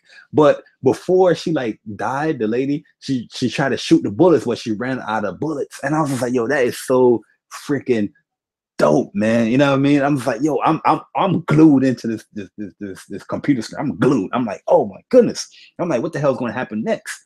So the dude came out, and due to the fact that the girl put her leg in and choked the other girl out, she was going back down and she kicked the bucket. So she was actually trying to choke. And you see her clench up and she's tensioning up and all that stuff. Matter of fact, before even that, the girl that got her wing on her hand broken, she put the hammer on the backside into that girl's face. Well, boom! And the hammer was just in her face. I was like, yo, this joke is real, son. And then that's when the girl put her legs down and kicked the bucket, and she would start choking. But the other girl was so much in hurt, she fell down in the other area. and some other Asian dude came, and he was even like, he looked at the girl and was more concerned about this other girl. So the importance of this Asian girl, she got to be of high importance. You know what I mean? Where the other dude even like care about it. He's like, yo, you can choke out. You know what I mean? I'm caring about what's happening to this other chick. That's what I was thinking. I was like, yo, this girl must be much like really important out here. So then the girl was like, yo, cut her down. She cut her down. Yo, you see her. She's all tensed up. She looked like she was on some steroids, bro. She was on some steroids. And then she picked up that hammer. And it was like, yo, the old method, it was like the demons are coming. And the demons is pretty much the clickers. And yo, the clickers start coming. And then the trailer went away. You see the little hammer pose. And I was just like, yo, so dope. But guess what? We didn't see a release date, or we didn't see a release window. So I'm gonna assume like Ghost of Tsushima and The Last of Us 2, that is gonna be 2019.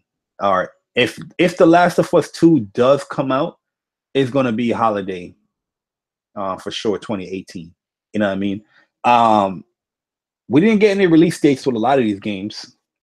We got release windows, but we didn't get release dates. And some of these games, you know, we did see, enough trailer where I think Spider-Man at this point, we saw enough trailers for Spider-Man where I think it was warranted a release date. God of War, it was warranted a release date by now. Even Detroit, it was warranted a release date, because these games were on like our third trailer with some of these games. I'm like, all right, we are warranted a release date. And I wish they did have a release date in there. A lot of people saying they're going to save it for a PlayStation experience. So I don't, you know what I'm saying? PlayStation experience, I don't want it to become a release date conference. You know what I mean? I'm not going out there to PlayStation experience to see some, we finally get a release date for this. I want to see some new stuff, or some stuff that, was rumored, or stuff like, that we know through the Bat Cave. You know what I mean? I want stuff to come to fruition, but I don't want the release dates, and that's the hype of PlayStation experience. That would be a bummer for me, just on the show, the conference. But hopefully we do get release dates with it. Spider-Man 1, that's the only release date I probably say I'd go crazy regardless. But I think they should have shown the release date, so especially for those 3 games right there.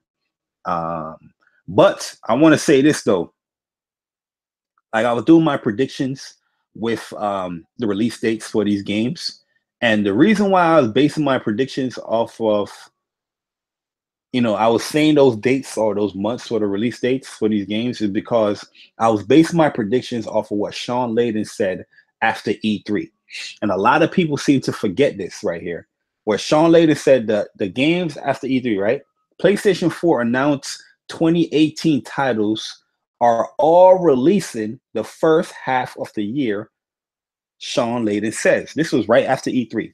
And I remember that article, and that always instilled in my brain. So that's why when I put out my release dates, I was like, our release windows, I was like, all right, this game is going to come out in February. This game is going to come out in March. This game, and people say, no, man, this game is going to come out probably holiday. I'm like, yo, are you not paying attention to what my man said? I'm not saying this is going to be definitive, but I'm just saying, like, if Sean Layden says it's going to come out the first half of the year, that's what I'm going to go by. I'm not going to go by nobody else. I'm going to go off of that. So that's the reason why I was having my dates a certain way. I'm going to let you guys know what I put. I just got to pull up the tweet. Real quick. Where my release dates at? You guys, this show is gonna be a little bit long, man. We got a lot to talk about, because I still ain't even get to talk about the Fanboys. So I ain't get to talk about the Fanboys yet. All right. Hold on. Damn, I tweet a lot, man. Damn, Barry, you tweet a lot, man. But I do like a lot of people's stuff though. Now I mean, show that support out there. Where the hell is that tweet? Damn, I got a lot of Dragon Ball Fighters tweets going on. 1 second, guys. Relax. Stay with me, guys. Stay with me. I just gotta find a tweet, man. Once I find a tweet, we're gonna be gooch. Then we can have a discussion. But yeah, man, that's basically what I'm basing my my predictions off of. That always stayed with me when he said that after E3. You know what I mean? A lot of people probably forgot about what he said with that. And I was like, yo, did y'all listen and did y'all hear this man? Did y'all hear this man? All right, so here we go. Here we go. Here we go. All right. So I said God of War is going to be in February. Days Gone is going to be in March. Concrete Genie in April. Spider-Man is going to be in May. And Detroit I had in August. But I'm going to probably have to move that up a little bit. I think one of these games, if we're going to base off of Sean Layden, two of these games are going to be in the same month. Two of these games is definitely going to be the same month. And the game I think is probably going to be in the same month is going to be, it's probably going to be Detroit and Spider-Man. I think those are going to be the last ones to release. And those are the ones going to come out during the same month. I know a lot of people, why would Sony do that? Why was so? Have you not been looking at the release dates for all these games? A lot of these games be coming out the same month anyway. You know what I mean? And it's just up to the gamer to choose what they want to get. It's just too much games for you to be like, oh, you got to spread this out a little bit in September. You know, it's too much stuff to come out. Too much stuff to come out, man. Too much stuff to come out. Yo, Persona, what's good, man? Yo, Luna, what is up? PlayStation is already 6 years old. It's time for PlayStation. Luna says PlayStation is already 6 years old. Whoa, what is going on here, guys? What is going on here? But anyway, the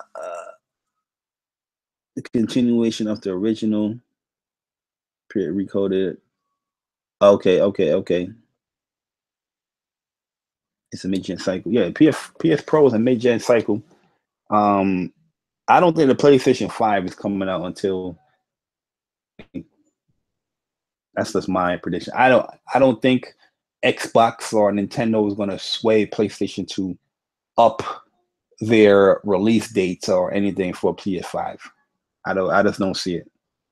PS4 is generating way too much money because we already know from their financial reports that they made over like 300 and something billion, and that's Sony as a whole, but that's due to the success of PS4 selling. Because the PS4 is already at 67 sold or something like that. I think they got like 69 million shits overall.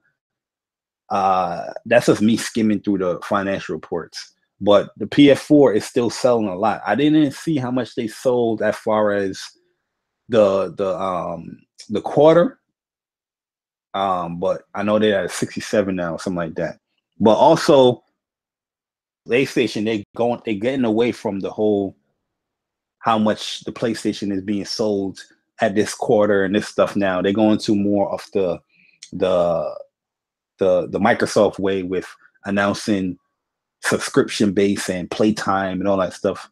I don't really necessarily like that stuff. I like hardcore numbers. I understand the reasons why they want to say those stuff, because when you actually saying that stuff, that looks more enticing to the investor, right? You know what I mean? Investors are like, oh, there's a lot of engagement on your network. Oh my God, over 300 and some hours right here. There's a lot of engagement. I want to invest into that. So I understand why that stuff is being said, but I like hardcore numbers. So we'll definitely see with that. We'll definitely see it. We'll see when it comes to that. Also, they saying that PlayStation, they want to incorporate more microtransactions. So they want to generate more money through our PSN. So all the people that dislike microtransactions, we'll see. I guess you guys got to be a little bit more vocal with your money or with your voices when it comes to these microtransactions. They didn't really state of what type of microtransaction is going to be in there. Hopefully there's some cosmetic stuff. Like I said, I understand the whole business aspect of microtransactions, and a lot of people hate when people explain the stuff, but it's just the fact of the matter. You know what I mean? Games just nowadays cost more to make. A game, if you go by the standards of pricing of a game, games always cost more each generation back in the day. So you had games that would cost $40, then it went up to like 50, then now it goes up to 60. You know what I mean? But this generation, it stayed at $60. You know what I mean? $60 for a game, it doesn't generate enough money, or it doesn't give developers enough money for them to make profit anymore. Just charging $60 for a game.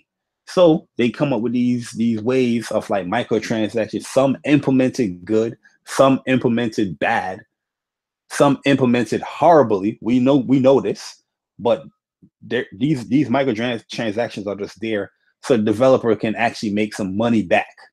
You know what I mean, for the game. Because these games, they cost some mad money to make.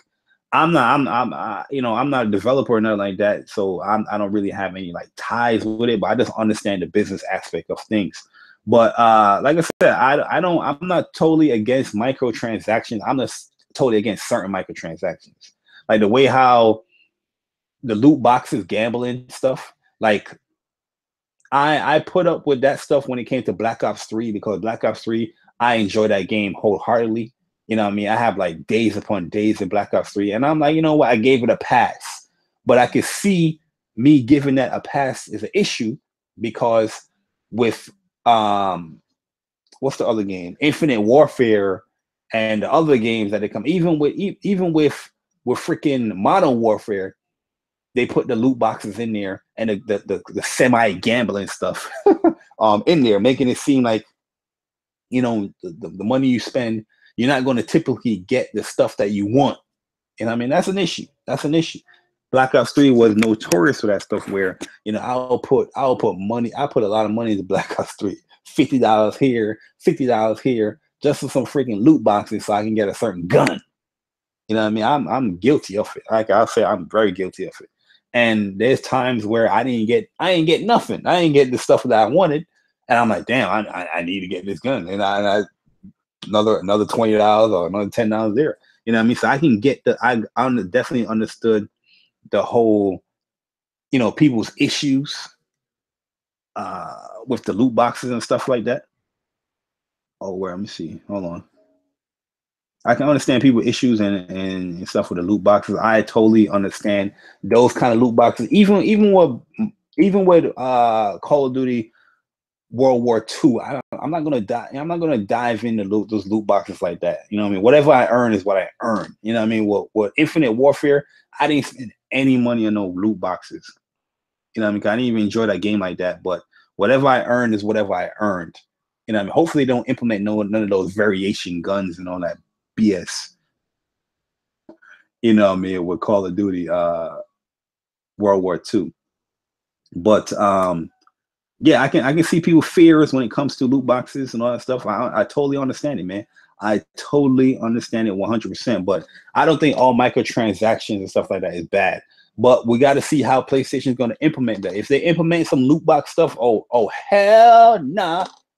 You already know I'm going to be very vocal when it comes to that stuff on Twitter or in the forum or something like that. I'm definitely going to be very vocal when it comes to that. But we got to see, man. We got to see how they're going to implement it and how will it be with this PlayStation. But they're saying they're trying to generate more money within PSN. So we'll see how it goes, man. I still got to read that article a little bit more. I basically like skimmed through it, like tweets and stuff like that. I'm like, oh shit. You know what I mean? But I definitely got to see the actual detail, especially with the earnings report. I gotta read into it more, because the earnings report, I was skimming through a lot of this stuff as well. So we'll definitely see when it comes to that. But I'm a type of person, I like hardcore numbers. I like hardcore numbers to base off stuff. So I'm a little bit saddened that PlayStation going down that route. Yo, Persona, what's good, man? Yo, what up? I'm talking about them not talking about actually hardware sales no more. They're gonna speak more on like engagement and PlayStation's Plus subscriptions. You talking about the microtransactions, right? With PlayStation trying to go that route, or what they were saying as far as PlayStation Plus? Yeah. I mean, you know just as well as I do. Sony, they tend to get big-headed sometimes. I mean, look at last gen. You know, they thought going with the cell architecture would have been a better choice and would have made developers like kind of force developers to choose their console over the competition because of the cell architecture. And actually, it was the complete opposite. That it actually hurt them to the point where that coupled with, you know, the price of the console at launch and stuff like that, almost really that really severely hurt the PlayStation brand. Like I'm surprised that, you know, I'm not surprised that, you know, they were able to turn it around so quickly. I'm just surprised that it didn't, like, they didn't go under because of that, because that was a very severe thing. So, you know, we all know that Sony does get big-headed, but, you know, I agree with you when you said that, you know, if they do try to go the microtransactions route, it definitely will be something that I'll definitely be vocal about on Twitter as well, just because the problem with a lot of gamers is, you know, they'll complain about something in the confines of a chat or with their friends or on Facebook, but won't complain to the executives themselves. Yeah. Or they'll complain, but then still buy into whatever it is they're complaining about. You know, I'm pretty sure there's a good amount of people that complained about the Shadow of War microtransactions, but still bought the game. And I'm pretty sure they yeah. Like I said earlier, I don't really have an issue. Like I understand people's issues with Shadow War, and I can see like, yo, you got to say something now, or they're going to keep on doing it. But if it's not something mandated, you know what I mean, I don't see you buying any of these microtransactions. Like I said, I'm a person, you know, you like RPGs. I like RPGs. Grinding is something that is natural. Mm-hmm. So I would even buy anything for microtransactions that would take me away from me actually earning something that I'm supposed to do when I'm playing the game anyway. You know what I'm saying? That's what I'm saying. Like that's why I never understood like that concept or that mindset that some gamers may have, where they'd be like, oh, well, you know, I don't have time to grind for this. Why are you buying the game then? Like that logic makes no sense to me, because it's like when I buy a video game, I'm buying a video game to play the game. I want to play the game. I'm not buying a video game to buy microtransactions to give me everything in the game, then play the game. That makes no sense to me. You know, I'm definitely not shy of grinding.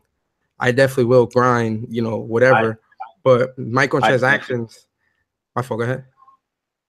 No, I definitely agree. But the thing is, we don't know the type of microtransactions they're doing. Like I said, if it's something cosmetic, stuff like that, or you know, things that you can earn within PSN, I don't mind that stuff. If it's taken away from people getting an advancement in gameplay or multiplayer stuff, then I have an issue with that. If they're doing something like that, then yeah. Or they're doing loot box type stuff in a multiplayer game, I think I have an issue. Well, you also got to look at it like this too. PlayStation has been really good, like with their single player games and the exclusives that they have been coming out with this gen.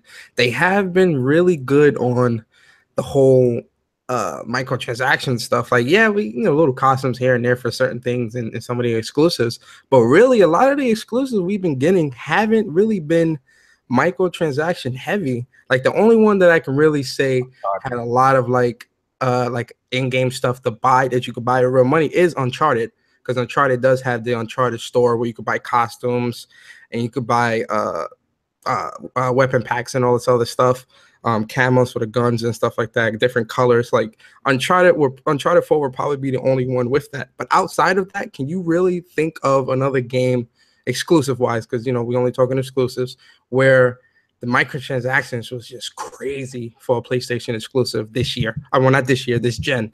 I really can't think of another one. The only one last gen was probably like Last of Us. Last of Us had like a lot of microtransaction stuff. Yeah, Last of Us. A lot of like stuff like if you bought this, you know, you got a leg up on people that didn't buy it. That's the only thing. But overall, majority, I definitely agree with you. They definitely been good when it comes to DLC and microtransactions. Like even Uncharted, you don't have to spend your money. No, you don't have to spend no money. Everything can be earned. Everything can be earned. Like you don't have to spend no bread. That's why I'm like, with this whole, because we're already paying for PlayStation Plus. So, you know, people are already spending their bread on that. So if they do this microtransaction thing, they have to really, like, you have to really explain what this is and what this is benefiting, what is this doing, because if it seems like it's just the shady practices that we've been seeing with other developers and publishers, you're going to go down a dangerous path that may put Sony in a bad light when it comes to because, you know, everybody loves Sony right now. Even the fanboys that hate Sony love Sony. You feel me?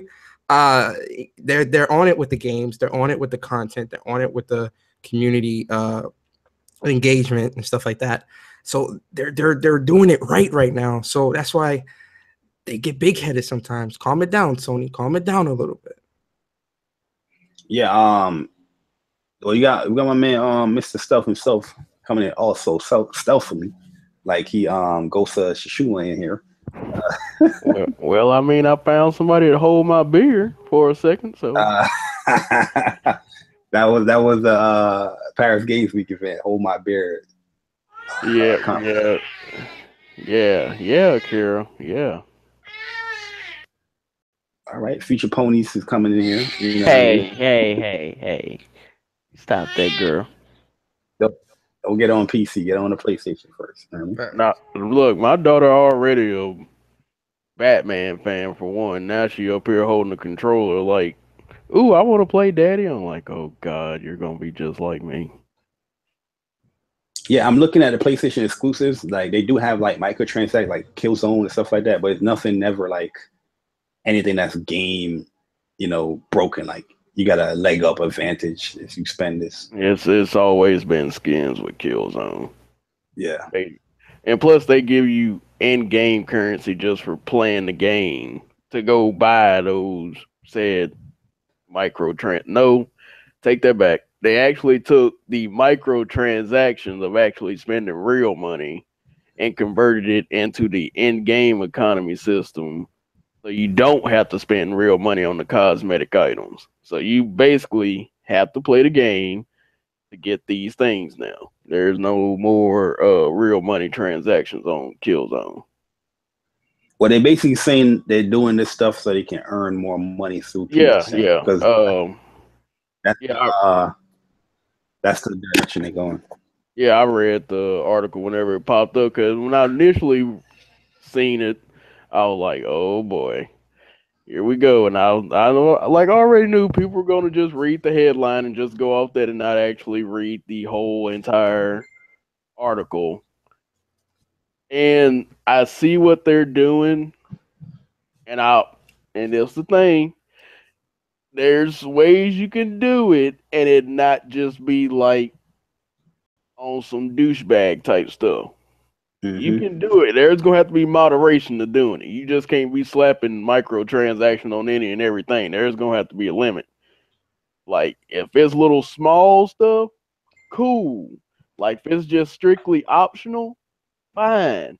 But if it's pulling some of that Call of Duty patent pending nonsense of matchmaking people with that don't have these certain weapons with other people. Did you see what Call of Duty is also doing? So they'll let you see other people opening their packs. Look, they try to really act on people's impulses. Now you know what? I'm kind of like I'm 50-50 on that. Cause one side of me I'm like, yeah, I get to show off if I get an epic drop. Then the other time I'm like, y'all really trying too dang hard. So if they get like a classic gun and like, oh, I ain't get that. Hold on, let me open another one. They're really trying to act on on people's impulses. Like they're really like at this point it's so obvious. It's crazy. Yo, marketing is like in my blood. So when it comes to marketing, the marketing 101, when you want to like sell something to somebody, the impulse buyers is always the people you want to sucker, right? Mm-hmm. So you go to like the convenience stores, or you probably go like a Walmart or Rite Aid or whatever. When you're checking out or you purchasing your items, what you normally see there? Candy, candy, soda, stuff like that. That's for the people. That's the impulse. But oh, you got the Twix right here. Oh, let me pick that Twix up real quick. You know what I mean? This that extra sale. Bar. What's so crazy about that? That's my job. Oh, see? At the two stores I'm over, that's my job, is to make sure that certain items are placed in certain ways to make people want to pick them up over another product. Even though they do. That's why that's the same thing with like GameStop. Like you walk into a GameStop, you gotta ask them for a new console. They won't tell you. Like you'll see the used console boxes all over the place. You'll never see like a new console. Like all of it's used all over their store. You gotta walk in. Hey, let me get a brand like, new such and such. Yeah, like day one, you'll see the new console box, but like give it a week, couple of weeks. Oh no, you're gonna see those new console box start rotating to used consoles Yep. and used games. It ain't. They don't promote new. And then you know, don't get me wrong, you know, because you got to look at it from a business perspective too. Like you got to be able to look at things, especially things that these companies do. You have to be able to look at them from a consumer side and a business side, so that you can understand both and be able to identify when you about to get ripped off. From the business side, it's genius. It is genius to have somebody be able to see what you're opening. That is marketing genius, because again, we live in a society now where everybody wants that shiny thing. Everybody, you know, if somebody doesn't have it, they feel left out. So what are they going to do? Dig in that pocket, pull out that card, and buy them card points. It's genius. But as a consumer, it's messed up, because if anything, with DLC guns and stuff like that, they're more than likely just going to keep them in the loot boxes. They're not going to change that strategy, yo. Now that's the one thing I will. On GameStop Power Pass. What is? I'm out of the loop when it comes to GameStop. The Power Pass. You know how they? That's the used game thing. I know. Hold on, I'll explain it. You remember how they had the summer deal where you paid like $60 for 3 months, right? You just go in there, you grab a game off the shelf, and bring in the game that you just took out, and whatever the last game that you pull off the shelf within that 3 month period, you get to keep at the end of the 3 months.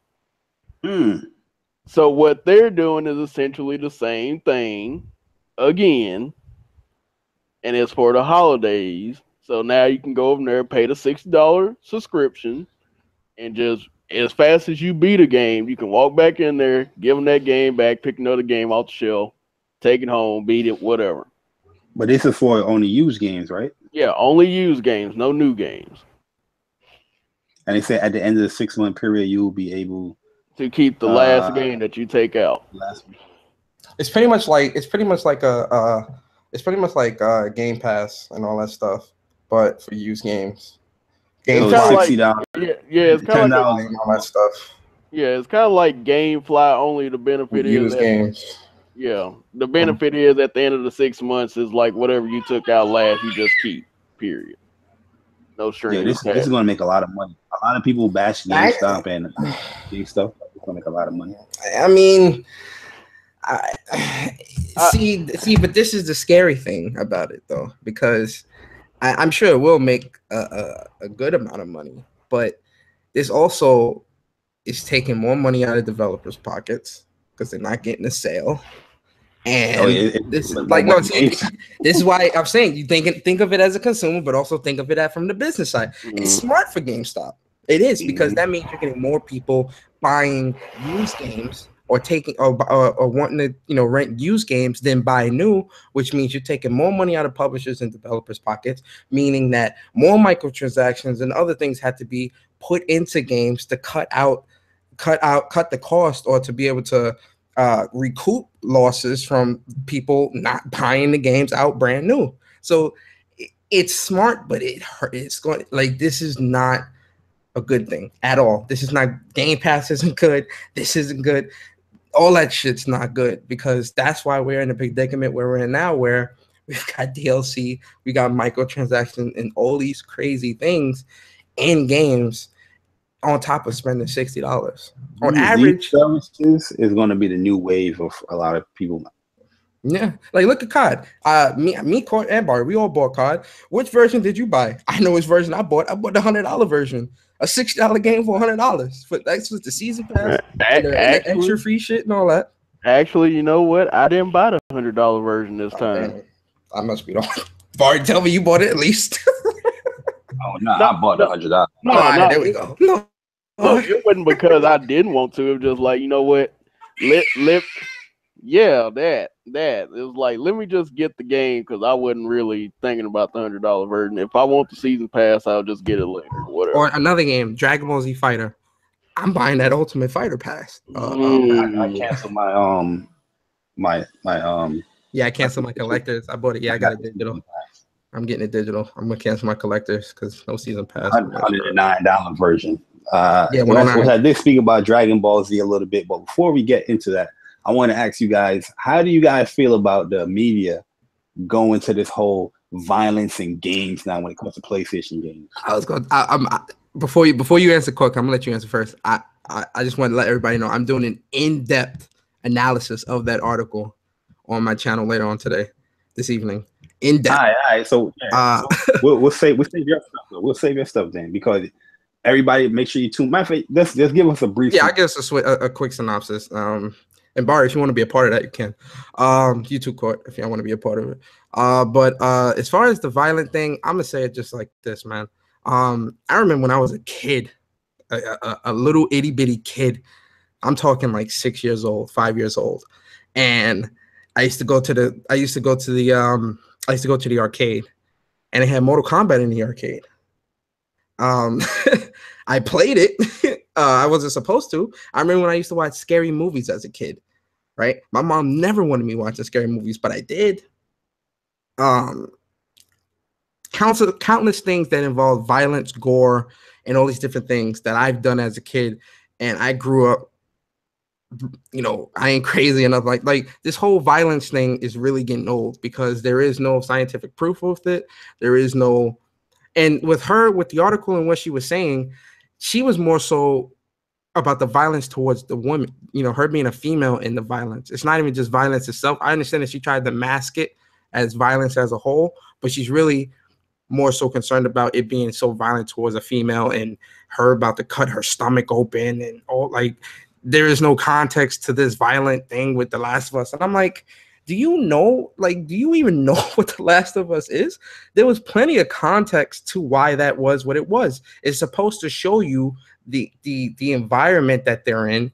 It's supposed to show you the trials, tribulations, and struggles that they go through. Like, this is nothing new. This Last of Us was gory and fucked up too. Yeah, Ellie was getting choked out. Ellie was getting choked out by grown men. My man almost killed her. Yeah, my man's almost killed Shorty. Like, what are you talking about? Or what about Joel's daughter? She got bodied. Oh yeah, died in her arms.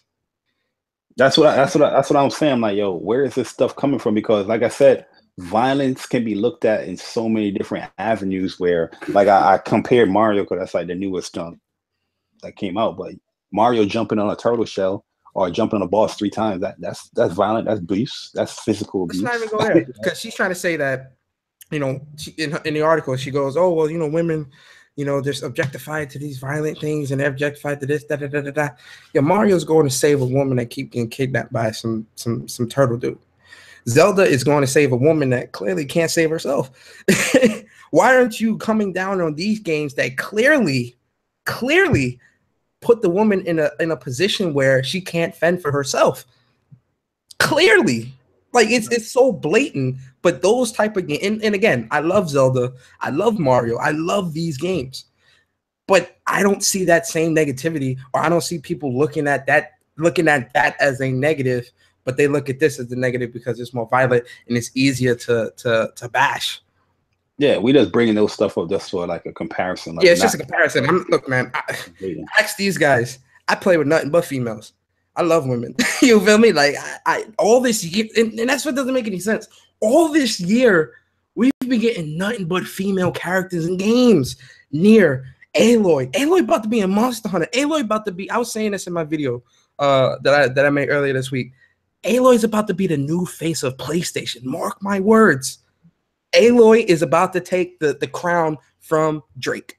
And she is going to be the new face of PlayStation for at least another 2-3 games. At least. Yeah, Drake was never in like a crossover type. Hell no.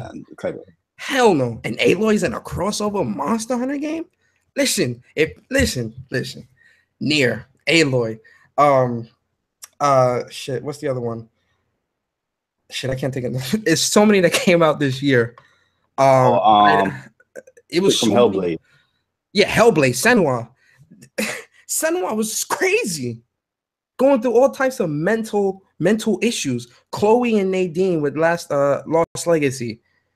Like, there's so many female characters that have been done this year so far.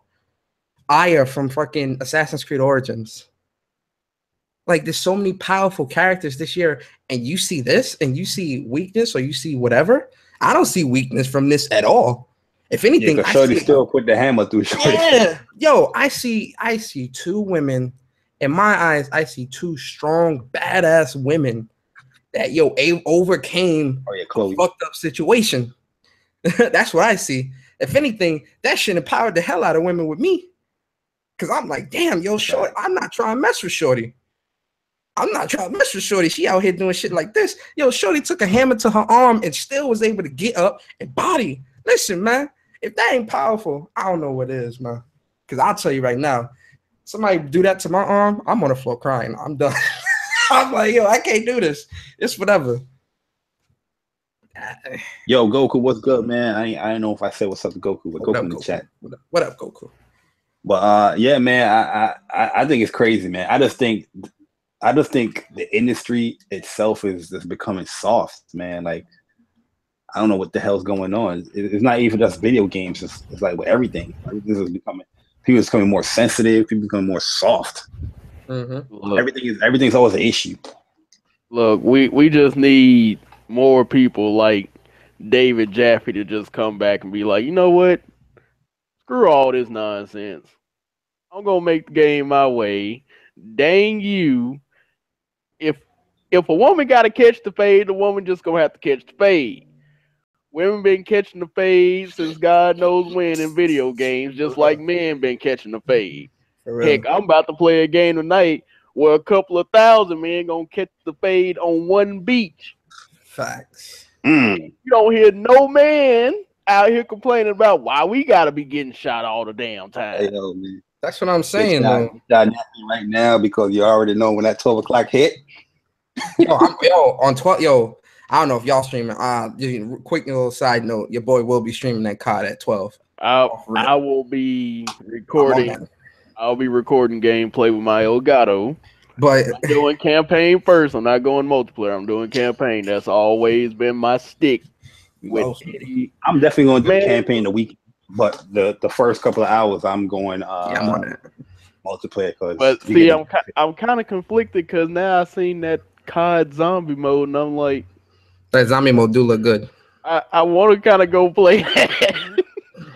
Yo, here's another thing too that people need to also think about, especially the writer of this article. How many scary movies have you seen where these chicks getting murdered? Mm-hmm. Wait. Let's back up. I don't see nobody mad about that. Persona. That's even more violent. Have you seen them Saw movies? Hey, Persona. What? But Persona, let me play off that with the horror movie stick. You had a lead character in a horror game that was made and published by Sony and made by Supermassive. Mm-hmm. Overcame some stuff. Little game called Until Dawn.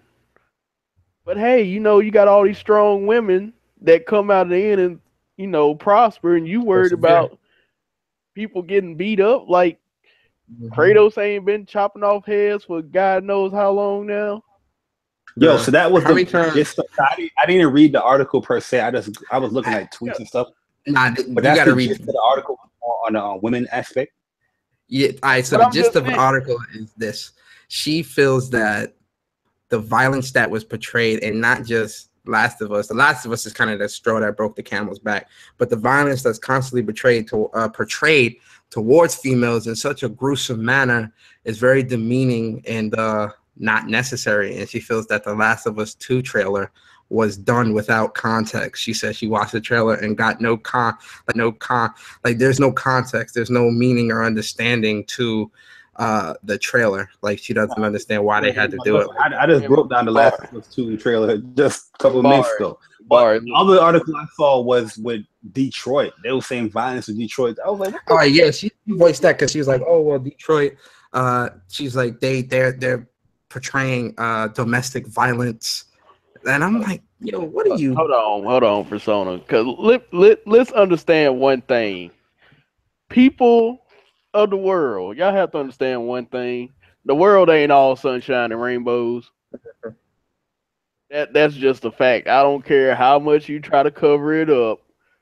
The world ain't perfect. Stuff happens. Y'all just gonna have to get over it. Bad stuff happens every day to good people. I don't give a damn who you are. Mm-hmm. Same thing goes for in a video game. If you're trying to tell a story that's supposed to be realistic, a realistic story isn't going to be all sunshine and rainbows.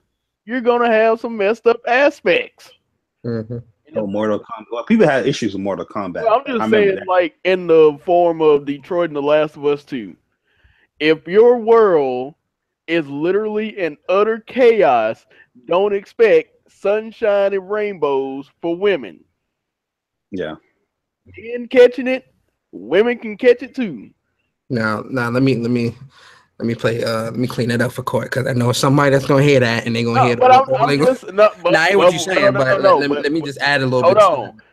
But before you say all that, I'm just saying you cannot dictate how something should be or how you think in your mind this is unjustified. You're in a world of chaos. There is no justification. There just is. Mm-hmm. That's the context. The world is in chaos. There is no law. There is no government. So what's going to stop somebody from doing whatever they do? Mm-hmm. It's a game. That's something that people are going to have to understand. It's like it's a game. It's a form of entertainment, just like books, movies, and TV. And books and movies get a whole lot more graphic sometimes than games will ever get. Yo, listen, let me tell you something. If you able to sit through Game of Thrones, The Red Wedding, if y'all don't know what that Red Wedding, if you don't know what Game of Thrones Red Wedding is, oh yeah, you want to talk about female violence? That was some unnecessary stuff. You know, if you haven't seen Game of Thrones Red Wedding, go away, mute it, whatever. I'm about to spoil it in 3, 2, 1. You about to spoil the TV version of the book version. Yeah. Listen, in the Red Wedding, in the Red Wedding in Game of Thrones, my man's just sitting there with his wife pregnant. My man's came behind the wife and stabbed the pregnant wife in the stomach, killing her and the baby. Oh, he didn't just stab her once though. He stabbed her like multiple times. Like 8 times. Like he made sure he was making sure. He was making sure with that. Then he slit his mother's throat. Yo, that's even an issue in gaming today. Is spoilers. Everybody thinks everything is a spoiler with video games, even if you stream. Yo, if I'm streaming a game, why are you watching if you don't want to be spoiled? That's how I feel. Hey man, I've been seeing some things on Twitter, man. Like, yo, people claiming this as spoiler. I'm like, yo, it's a stream. Don't watch the stream. That's that simple. Pretty much. I'm not gonna censor myself for you. Don't watch the stream. It's that simple. Don't watch the stream. Yo, all right. So this is the last thing I'm going to talk about. I don't know if you guys have been seeing this as well, but this is something I've definitely noticed and definitely have been noticing for a long time now. And you can see in the title of the video, the new fanboys to watch out for. Yeah, right? I've been waiting for this. Because at the end of the day, I feel like as PlayStation gamers, you know, especially if you do, you know, incite yourself into console wars, I think the Xbox guys is done. It's time to wrap it up with those guys. They are pointless to even argue with anymore. Let them enjoy their Xbox One X and let's keep it moving, because they're not even excited for their games this year or next year. What point do I have to even argue with an Xbox guy? Speaking of that, I'm gonna do one more debate with an Xbox guy. That's with K Mega. I think it's gonna be next week. You know, God's willing. And that's the last one I'm gonna do with the Xbox guy. So I'm gonna be moving on from these guys because it's pointless, man. Like, I see people going back and forth again. I'm going back and forth. I'm like, why the hell am I arguing with this bot for? Like, this dude he haven't been enjoying any of his exclusive for the whole year. And then I asked him about 2018. He's not even excited for anything 2018. What is the point of arguing with you guys? It's not even like I don't think it's not even like a competition, or it's not even like any fun going on anymore. You know, any real back and forth anymore. Why you think I stopped, bro? I stopped like earlier this year, going back and forth with these Xbox dudes, man. I'm not, it's no. Listen, man. Listen, it's done. It's done. Just to add on real quick, I know you want to set up your topic. Just real quick. No, go ahead. Yo, listen, man. Bari is much more savage than I am, just because if this was 2016, 2015, 2016, I'd be savage too. I would still be in the savage mode, trolling, all that. Listen, it's 2017, bro, and the only games these guys have came with that was worth buying in their eyes is Cuphead, and they still didn't beat that. Yo, PlayStation guys and Nintendo guys are beating Cuphead before Xbox guys. They've been waiting for this game for 3 years. I mean, I beat Cuphead the first week, so 3 years. 3 years these guys been waiting for Cuphead, and they didn't even beat the game. That's now, like us started and we ain't beat it yet.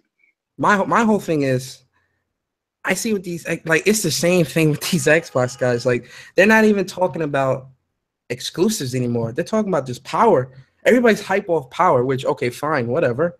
You got the most powerful console. What you gonna play on it? Shadow of War, Assassin's Creed. Okay, I'm playing that now. What else? What exclusives? What exclusives you got coming? I asked this question. You know what? I asked this question too in Bang Bang. I asked, name the exclusives that are coming out that are at the level of what we saw at Paris Games Week. I can't name one. Can you name? Everybody in the chat, can you name one game that you know that is exclusive to Xbox that's coming out next year that is on the level of anything that we saw on that stage at PlayStation Paris Games Week? I can't. One. You know, some new argument now. They're saying that exclusives don't matter, but these are the same motherfuckers. This is why I was done. They've been using. These are the same dudes. These are the same dudes that when it came to PlayStation, which they always negate the third-party exclusive. They saying how PlayStation for the first couple of years had no games, and the reason why Xbox One is better because it had more exclusives, right? That's what they always say. But now all of a sudden, it's not about exclusive, about the multiplats. Where these are the same dudes that refuse to play PlayStation for the multiplats, and they had the better version of the multiplats because they wanted to play on Xbox because that's where their friends are. But these are the same people who preach to you, talking about, oh, you PlayStation guys are hypocrites because you guys are not going to buy a Xbox One X because you don't want to play the better version, but you was hyping the better version all of a sudden. They haven't been playing on PlayStation for 4 years with the multiplats because they want to play where their friends play. Now they're telling you that's not the excuse that you should have. You should be playing on the better version now. You know, that's why I was like, yo, it's donezo for these guys. Bar, as I stated once, they've been lying to themselves for over 3 years now, going on 3 years. Oh yeah. That certain things didn't matter, that this mattered, and all it is. And I'll be honest, it was like, yes, people in the Sony camp did sit up on a high horse about power. That is true. As they should. You still can do that. You know why? This is why I'm gonna tell you why before I let you finish, Court. The reason why you still can hype up power on PlayStation, even Phil Spencer has said this. The Xbox One X is not going to be where majority of the Xbox gamers are playing. It's the Xbox One S. Mm-hmm. And if you compare the two base level ones, that is still if you compare the most common denominator of where people's going to be gaming when it comes to the PlayStation 4 and Xbox One, it's on the base level platforms. The PlayStation is still more powerful in that area. Yeah, when you go into the more expensive and the more hardcore consoles, Xbox One X is obviously the better console that's on the hardware aspect of things. You know what I mean? But the common denominator, most people is playing on the base level. But go ahead. Yeah, but anyway, of course, we spoke about power. Rez was talked about all this good stuff. But the one thing that was not ever talked about was games. We constantly always talked about games coming to PlayStation. There's never been one of those, oh, well, games don't matter. Or it's been like, we know Sony's going to have games. First year, it's a little rocky, it's whatever. You get the small titles. once you get past that freshman year, then that's when you start to see things roll out at a tremendous avalanche pace, because I'm still reeling on 2017, and 2017 ain't even done, and I still got exclusive to buy in 2017. Thanks. So that's the argument that they're going to try to push on you guys. Where they're going to say, "Oh, but you guys weren't talking about games." That's a damn lie. That's a lie. We were talking about games. All we did was talk about games back when the PS4 and Xbox first came out, because the thing that Xbox guys was using back in 2014, 2015 into 2016 was when Yoshida said that the first party lineup was going to be sparse. They were running with that. Remember, they were running with that because they had Gears, Forza, and Halo coming out that same year or something like that. But look, Persona, that's the thing. Yoshida did state the fact. The first party was sparse. He didn't say nothing about everybody else putting exclusive. That's my whole argument. I've been saying that everybody keeps seeming to negate the second party and third party exclusive of PlayStation. But when it comes to Xbox, when you just list off first party exclusive Xbox, they had a rough couple of years too, because not all their games were first party. Their games was third party or second party games. But everybody don't want to say that when it comes to Xbox stuff. Microsoft are not making these games. They didn't make Rise. They didn't make Killer Instinct. They didn't make Titanfall. They didn't make Sunset Overdrive. You know what I'm saying? They're not making these games. They're just tying in deals so they can get exclusive on their platform.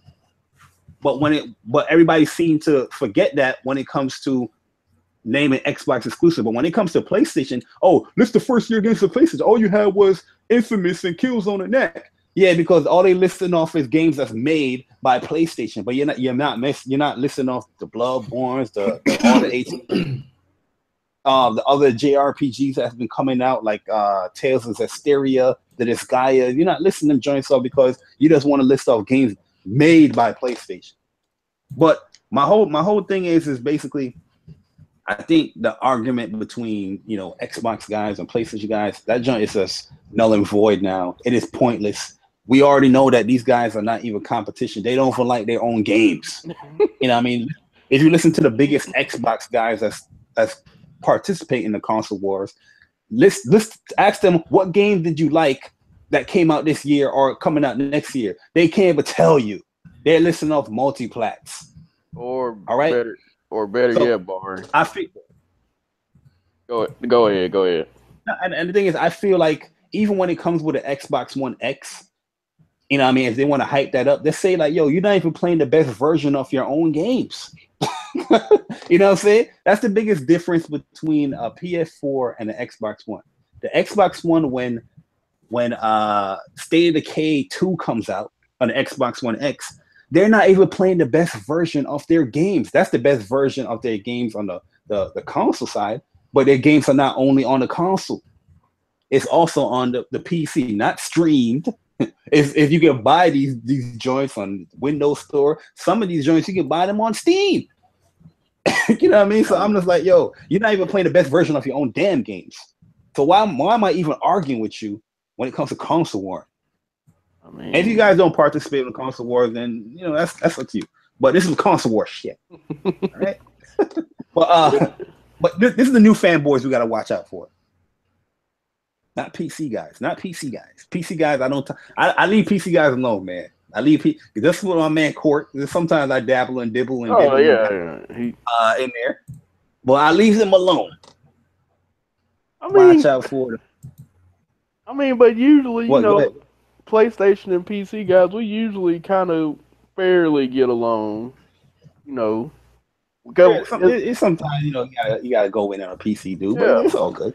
I mean, but for the most part, it's like, if you got a PC, from what I know, just from my personal experience, that person also has a PlayStation. They may or may not have an Xbox One, even though some of them are just like, what's the purpose of having an Xbox One now outside of, the sports games that I can't get on PC. And I can just get all the exclusive Xbox games on my PC. So it's like there's no use getting the X. This is one of the reasons why I was like, yo, why are we even arguing with these cats now? Because even my man King's Blood Game, he's a cool dude. Cool, that's cool dude right there. We go back and forth all the time. But I'm going back and forth with this guy. And I'm like, yo, you're not even gaming on Xbox. You're gaming on PC. Why am I having a console war debates with you? You know what I mean? And you're majority gaming on PC. You bought Forza on PC. You're playing PUBG on PC. You're playing most of your games on the PC that the PC just puts up. So I'm like, yo, why am I even arguing console wars with you? You know what I mean? But I'm just like, it's pointless to argue with Xbox guys no more. But you know who's not pointless? You know who was slipping through the cracks? And these guys we've been slipping through the cracks for about a couple of months now, since March. Oh God! Since March this year, they've been slipping through the cracks, and now they're rearing their ugly faces. during our special event, Paris Games Week, there's a whole bunch of these guys that's rearing their ugly faces, like, oh my God, movie. Oh my God. Yo, the Nintendo fanboys is the fanboys. That's the people that I think we're gonna have to get in debates with, because that's where the competition at. That's honestly where the competition is, because a lot of the games that were exclusive on PlayStation, or that was set for PlayStation, they're going to Switch now, and they're hyping that up. It could be going to Switch, but if they're not buying the games, the points is mute. Well, they're not buying their third-party games, but they buying their first-party games. Bruh, Monopoly takes 6 minutes to load on the Switch. There is no debate. Oh, yeah, it's broken on there. There is no debate. Even Knights of Azor is a little broken on there as well. It's no debate. But I'm just saying, like, on a first-party exclusive aspect, the competition is there. They got some great first-party games, and they supporting those games. But Nintendo guys have been getting real cocky. They have been getting real cocky. They're all over Twitter. They're all over Paris Games Week. They was out here talking about, oh, another cinematic trailer where the game, you know what I'm saying? They're trying to downplay Sony stuff. And I'm looking at myself. I'm like, I did the football running back move, the push away. Like, I ain't worried about you Xbox guys. I'm worried about you Nintendo motherfuckers. You guys are the dudes that I'm gonna have to lace up in these debates one day. You know what I mean? Got to lace these guys up. Yo, Demi, what's good, man? I mean, I'll say this about Nintendo guys. Mario's great. Mario's great. I got a Switch, so if any Nintendo guy want to come at me, I'm always ready. But Mario's great, and I played it. It's very fun, very entertaining. Zelda obviously is a great game. Outside of that, you really have no room to talk. They got ARMS. They got Pokken. They got Mario Kart. No, they got no. I'm saying they have the games. What I'm saying is the shit that people are checking for. Kirby's coming out next year, Metroid, and then Pokemon whenever they do, and then they're probably going to do a Smash Bros. Whenever that happens. Outside of that, I mean, they're not really checking for those other games like that. Well, that is true. They're not checking for those other games. So, yes, Switch is having a phenomenal year. There are 2 million sold in the U.S. alone. It's selling like hotcakes in Japan, and Japan is a very hard market to sell for. So it's selling like hotcakes all over the place. But again, Mario Rabbids wasn't that great. And again, Zelda and Mario's gonna dominate holiday. Mario's gonna dominate holiday. Splatoon is a decent game, but nobody's. Shimmy got a 10 sci-fi. That's gonna be big. Splatoon, Pokken, Xenoblade Chronicles. Now Nintendo, the first part. I ain't see no Nintendo dudes hyping that, bruh. What, Xenoblade? Xenoblade, no, and I don't think none of them bought Fire Emblem Warriors. Yo, this is Nintendo. Fire Emblem Warriors came out a week before Mario. This is their best sellers right here, on a digital standpoint. Mario Odyssey, Stardew Valley. That was a game on PlayStation. Fire Emblem was 3. Shovel Knight 4. Sonic Mania. Mario Kart 8 is 6. Golf Story 7. Overcooked. Zelda is 9. Minecraft 11. What's this? Some party game. I can't read it because the 11 is blocking the title of the game. The Flame and the Flood, Snake Pass, the old school archive Mario game, and this game called The Mummy. That's the top 15 games right there. Now, Digital. out of those 15 games, I want to say at least 7 of those are ports. Oh, a lot. The majority of that list. You could have played all of that on the Wii U. I'm gonna say the majority of that list is nothing but ports. Yeah, but I'm saying like a big majority of that on the Wii U. Ports or not, is that the fact that they're getting games, but I feel like some of the games that they're getting were also on PlayStation. You know what I mean? These games were pretty much semi-exclusive, but now they're getting there because the Switch is doing pretty well sales-wise. Their first-party games are selling pretty well.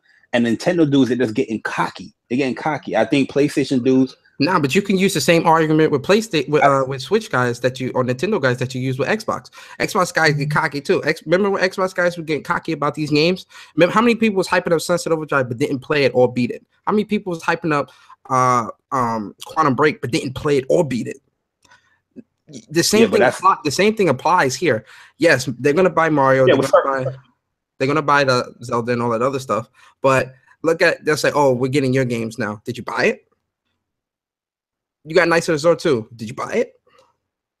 Because if you didn't buy it, shut the fuck up." I'm saying we can say that for the third party stuff, but when it comes to like the Mario, the Pokken, the those are gonna sell. You know those are gonna sell. Like you can't even debate that part. You can't really debate because Mario and Zelda are staples within gaming. A lot of us were born playing Mario. Like Mario is a lot of people's childhoods. So you can't really with that, you can't really debate. And that's why I say debating a Nintendo guy is pointless because a lot of this shit you will agree with. The only thing you can't agree with is them talking out the side of their neck about PlayStation and their games being whack. Like, my dude, listen, you bought your Switch for 2 games, Zelda and Mario. Calm down. No, I will say this because I have been seeing this when they're talking about, more cinematic trailers and no gameplay. That's what I'm saying. But people got hyped off a picture of Metroid and what was the other game that they did? Exactly, and Pokemon. Yeah, I'm like, y'all got hyped off of nothing, just a screen, like an image. Y'all got hyped, but we can't get hyped over an actual trailer.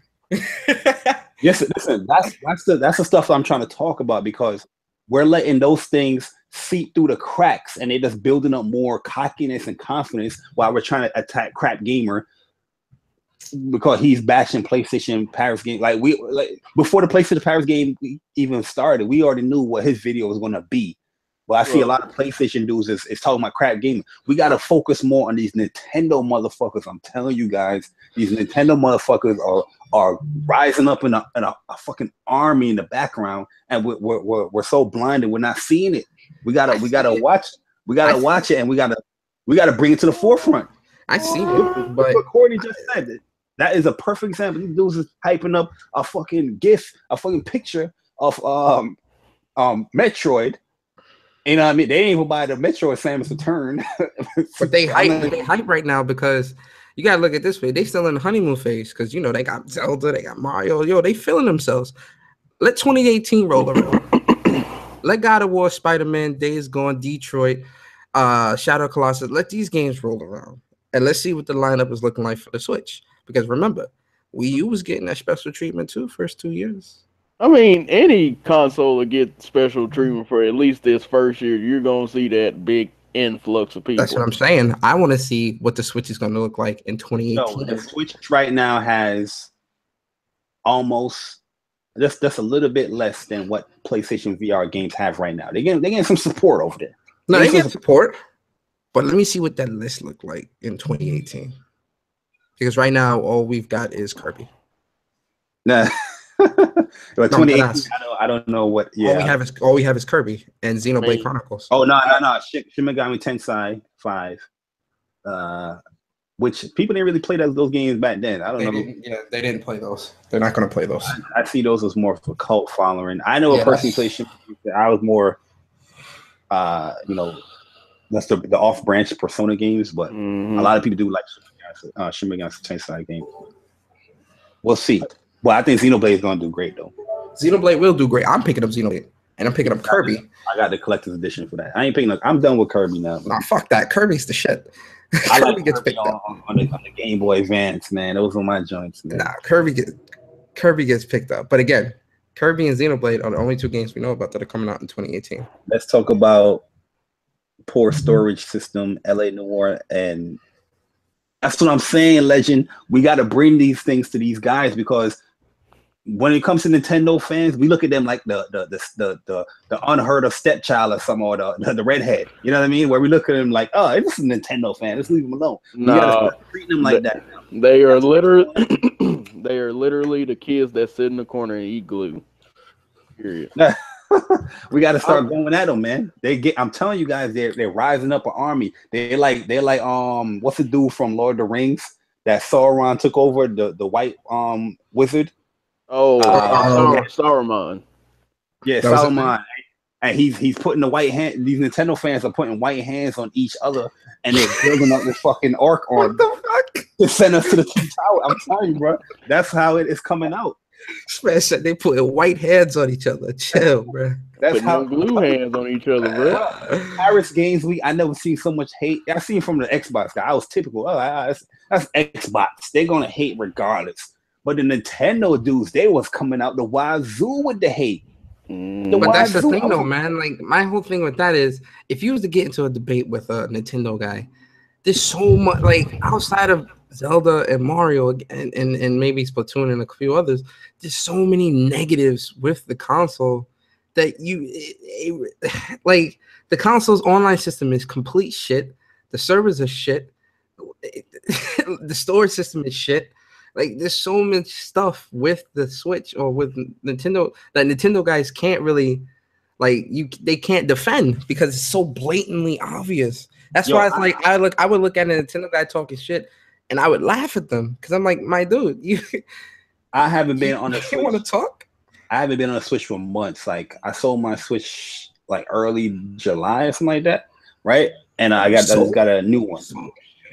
Yeah, you remember I sold the Neon was drink. I thought you was joking about that. I didn't think you really did that. No.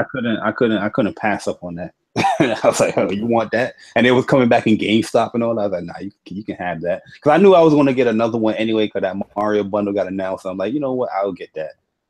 But that's what I end up doing. But I haven't been on there in a while. But when I came back on there, I was expecting some updates to it. There's a few updates I do like to it as far as how the friends list stuff goes. It pops up with the game that you're playing. I think it did that originally. I don't remember, but I thought that was pretty cool. But also that it's really now tied to your account. So all I had to do was just log in, and my friend code was still there. Everybody was like, "Oh, Bar, you just got to switch." I'm looking at my friend code like, "Yo, it said I added you on like the 4th or the 3rd. Like I've been at a switch." You know what I mean? But I think that was cool. But when I looked in that store, I went back to the store because I had to look up like my digital stuff. So I went to that store. I was like, damn, the store is still horrible. It's still this basic cell phone looking ass store. On there, like the Wii U store.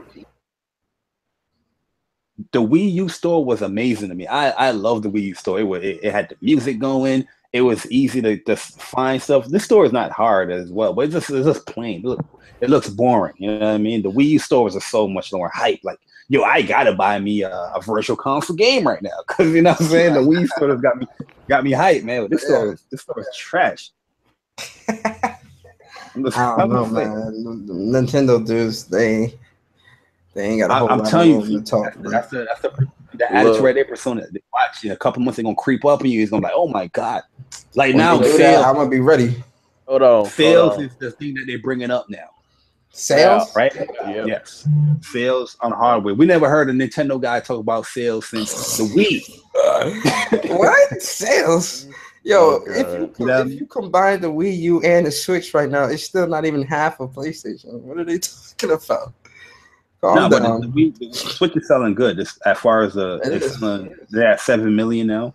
That's what since March. You know when you're gonna hear some Nintendo guys?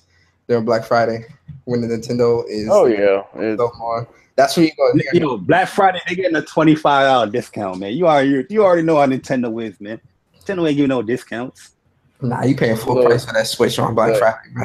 Hold on, Bard, because I got like a personal friend that's a Nintendo fanboy. So you know that whole story about Sony publishing games that's going to other like other platforms, right? To Nintendo. Yeah. And he was up there like, Yeah. oh yeah, we about to start getting Sony exclusives on Nintendo. I'm just sitting here like, you getting hyped for no reason right now, bro. Hype for indies. You getting hyped for no reason at all. You got a war on the Switch?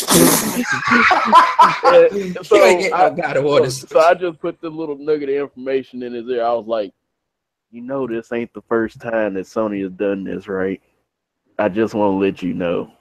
Before you get too hyped and expecting the world to just come Nintendo, it ain't the first time, bro. Damn. That's what I'm saying though, man. These guys are rearing their heads, man. They're getting hyped, man. Getting crazy. I think as PlayStation dudes, we gotta stop worrying about crap gaming. Crap gaming is irrelevant. Whatever he says, I'm just talking about in general, like when I see on Twitter, like people at me like, your crap gamer says this and that. We gotta stop worrying about this. These guys are not PlayStation gamers. All right. They're not PlayStation hardcore gamers that will give you proper news or not skew it in a certain way. You know what I mean? We got to stop worrying about them dudes. But as far as when it just comes to console war stuff, I think Nintendo guys, they're going to be very viable as far as people that you can really have a good debate with. Xbox guys is done. Like I said, they're not. Nintendo is appeasing to their crowd. PlayStation is appeasing to their crowd. Microsoft kind of is too, because everybody's so hyped off this. Microsoft, they doesn't make money. Look, Microsoft is appeasing to everybody except for Xbox right now. Yeah, Microsoft was like, hey, we'll put it on there. They're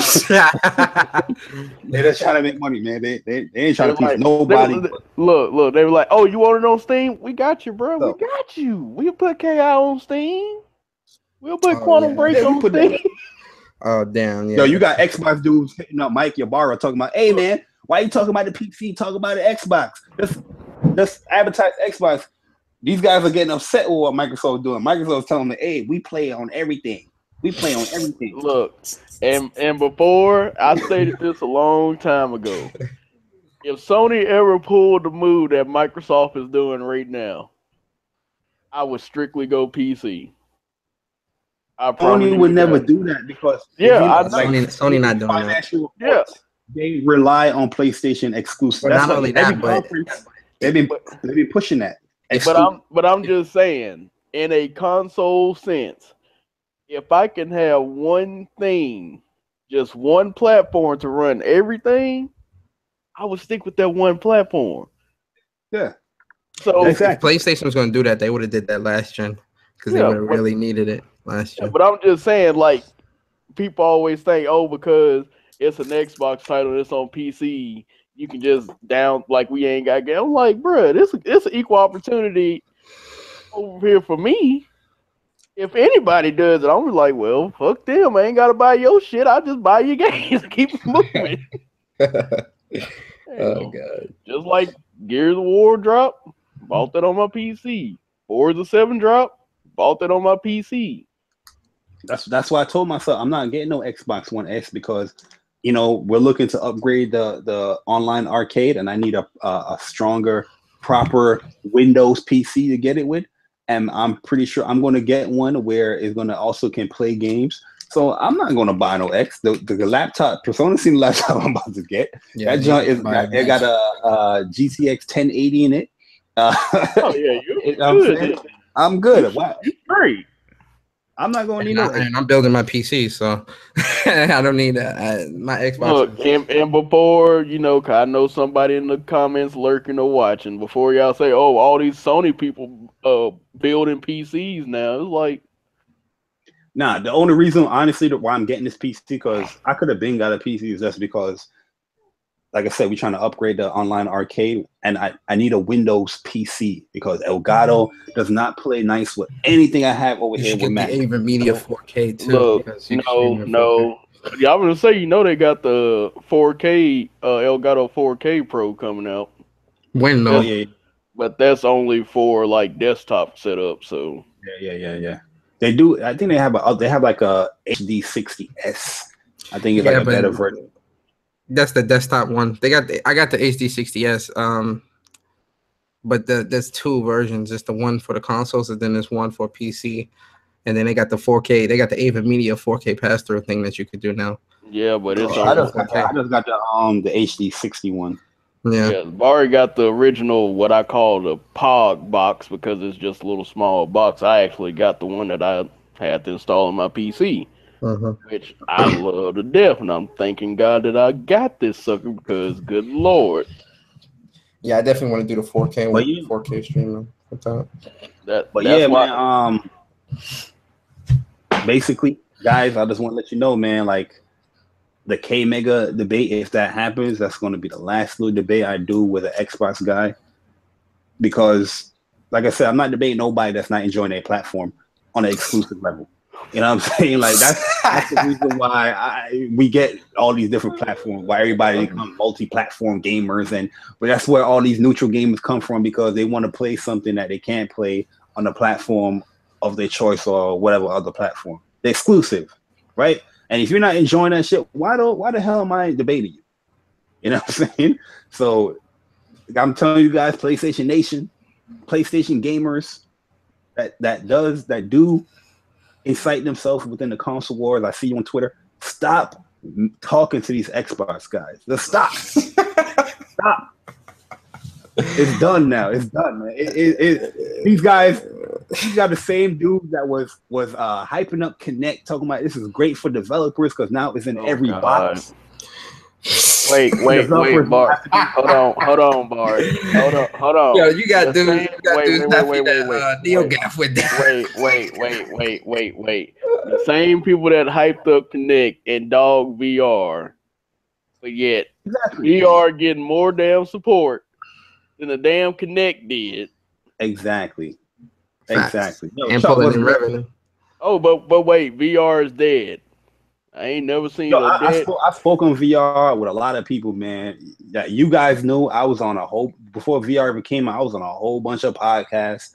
I was doing my own videos on VR, telling people this joint is gonna be fine. It's gonna be great. It's gonna have support. Yeah, let me also say motherfuckers are trying to Go ahead. I'm like, yo, do you have a Vita? Just like, no, I don't have a Vita.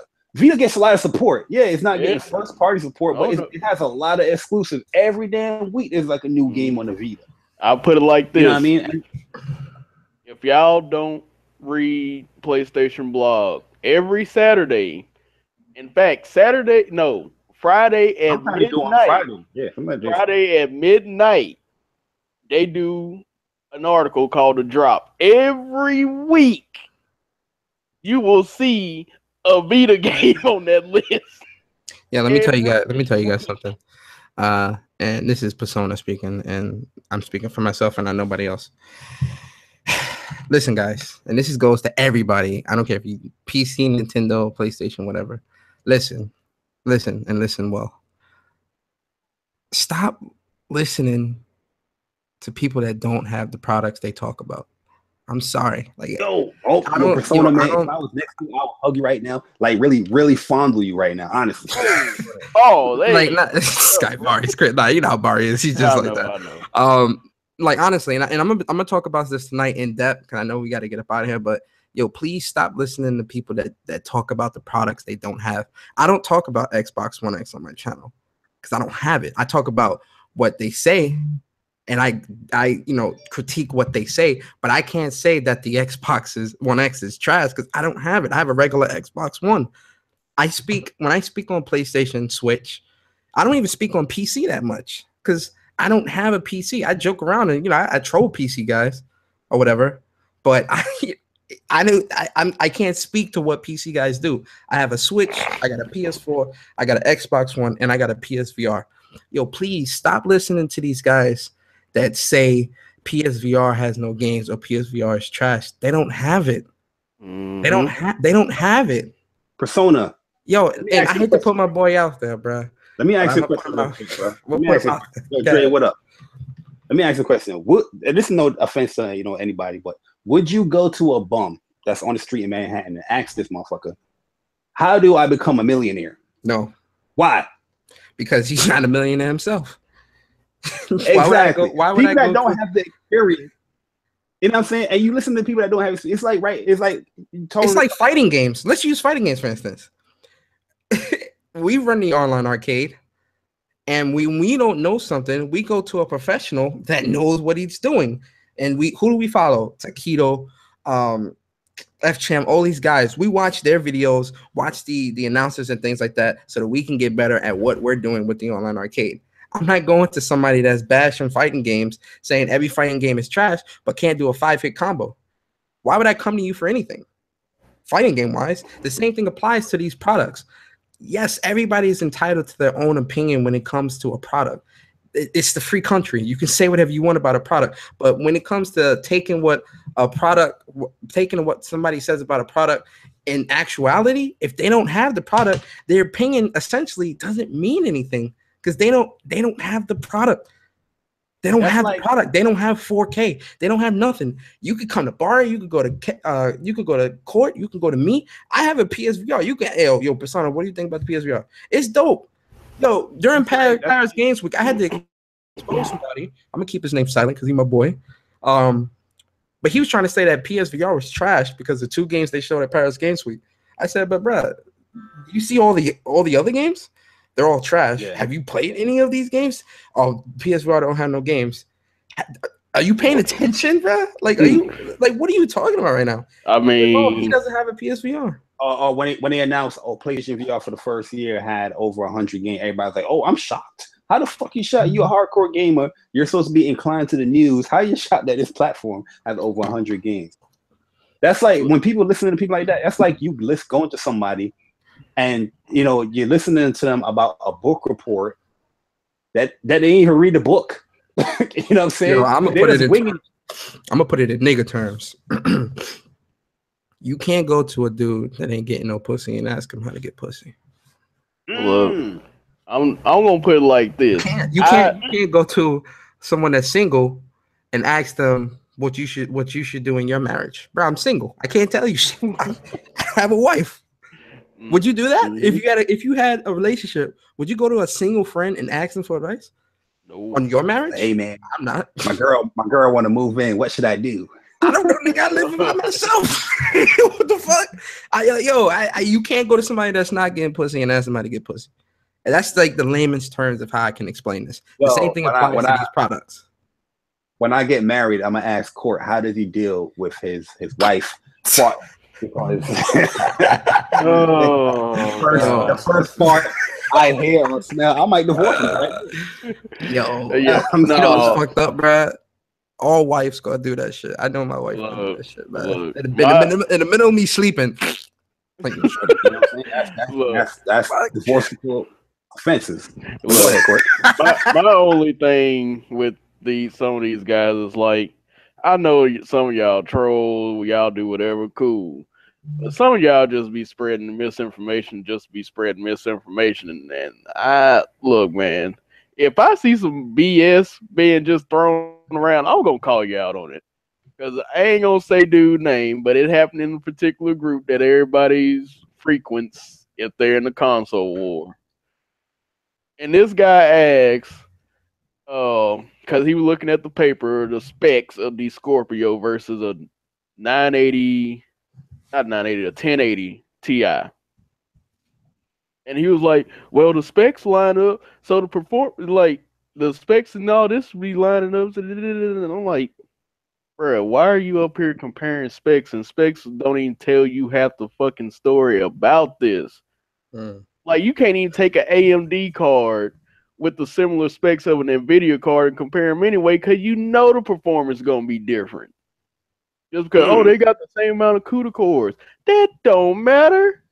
Every time AMD comes out with a damn graphics card, it's supposed to be like, this is supposed to be the Titan killer. It never does it.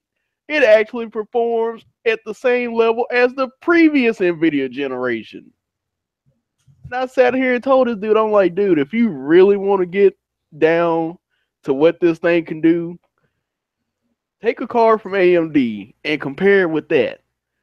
That's pretty much what you're gonna get. Don't try to compare it to no fucking $800 card and say, oh well, if the specs match up, it should do something. Like, no, this is not how this shit works.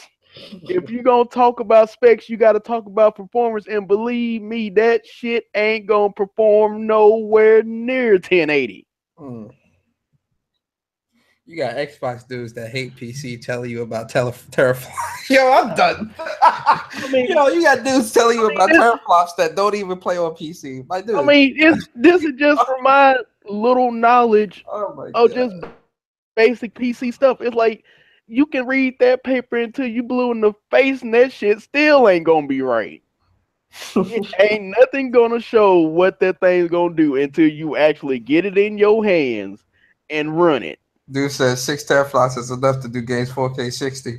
What about the CPU? I'm done. Look, wait.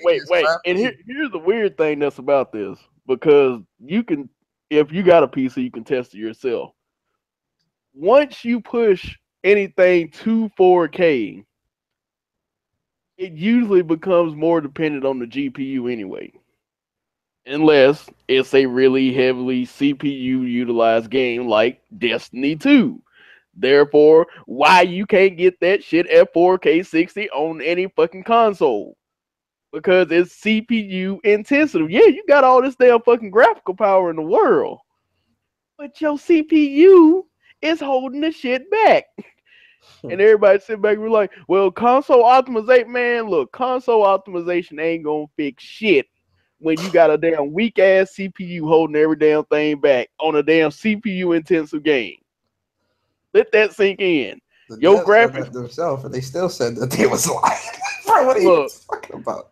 The graphics card is only gonna do so much. The graphics card is only gonna do as much as the damn CPU allow it to do. So, just like in my computer will go up so high. It ain't been a game yet that I can't get to 4K 60. You know, tweak a few settings, I can get it to 4K 60. And usually high or ultra, just depending on the game. But I made sure that I had a fucking CPU that wouldn't limit my GPU. Even though there are games where it's just like, well, you just can't fucking get past the bottleneck regardless of what the hell you do. So it's just going to be like, you're going to cap out. GTA 5 is a prime example. You can put a damn 1080 in a bitch and the highest damn CPU you can find, and that shit's still going to cap out at a damn point just because of CPU bottlenecking. That's just the way it is. So if you take a weak-ass CPU and put a goddamn 1080 Ti on it, I ain't saying that's what's in the damn Xbox One X. I'm just saying for a reference, that shit is still gonna be fucking capped down some. It's not gonna be at its full potential where it could be. So please, let's just stop all these comparing goddamn Xbox One X to PCs. The shit is dead. It is beyond dead. Let's just stop this shit. You put a lot of emphasis on that. You said dead. You say dead. You said the X is gonna be good. If you got the X, I'm happy for you. But just stop this comparing the PC shit, because you going to lose that fucking argument every damn time. Every time. Yo, if you got the X, I'm definitely blocking you on Twitter. Any friends list that I have, because like I said, you got to respect gaming, and that's what it is. But nah, on some real shit though, I'm not. As I said, the last debate I'm going to do is with K Mega. If that happens, we'll see. But if it doesn't happen, it doesn't happen. I'm done with these Xbox guys. I don't feel like they are worthy to even come to me with a debate until you start liking the games that Xbox is putting out, or even if you beat the games, you know what I mean? Then you can try to debate me. But Nintendo dudes, watch out! I'm looking for you. Pause. And I'm coming for you. Pause. But yo, you guys have anything y'all want to say before we wrap this up? Yo, man, make sure you guys subscribe to my channel, Gaming with Persona. Make sure you guys check out Mind of a Gamer every Saturday at 11 a.m. Eastern. Start your mornings off right. Yo, that's not what Demi said. Demi said like a bowl or something. Yeah, so I say start your mornings off right. Demi says get yourself a big bowl of mog in the morning, and Kev says, "What up, world?" Whatever the fuck Kev says. He said, "What's good, world? What's good, people?" That's what Kev says. So we all got our different things. It's been a little time consuming. Time consuming. So yeah, make sure you guys check out Mind of a Gamer every Saturday morning at 11 a.m. on Gaming with Persona. Shout out to Upchuck, man. Make sure you guys check out his channel, Upchuck Gaming, and make sure you guys check out his podcast every Tuesday, 8:30 p.m. Eastern, plus on Block Podcast, real good with him and Dre. Make sure you check out Dreology's channel too, Dreology 619. Make sure you guys check out my Mog Boys, man. Demigod Reviews. Check out his channel, man. Subscribe to his channel. Make sure you check out Mr. Official VG. He always streaming as well, man. Make sure you subscribe to those boys over there, man. Check out my Mog Boys. TOA, we coming back strong 2018. Be ready. And later on tonight, I'm gonna be streaming Call of Duty for sure. And definitely gonna talk more in depth about this whole violent article bullshit and a bunch of other stuff. And yeah, that's pretty much it, man. I hope you guys enjoyed this. I know this was kind of this Bari show, so I think I was like, yo, man, he was talking about some good shit. So I was like, man, I kind of wanted to get on this and talk about it for a little bit with him. So shout out to Bari for I want me to be on his show. I warned him in the beginning it's going to be a long one because there's a lot to talk about, and it's been like a month since I did one of these, so facts. It don't matter. But this was kind of like a mini council podcast. It was good. It was good. A lot of good discussion. I said it's going council podcast hours, man. Yeah, so it's a big shout out to the big bro Bari for letting me get up on here with him, man. Shout out to Court, man. Check out his channel. Shout out to the council, man. Love y'all. Shout out PSNA. Make sure I check out PSNA. Follow the online arcade at the online arcade, man. And that's it.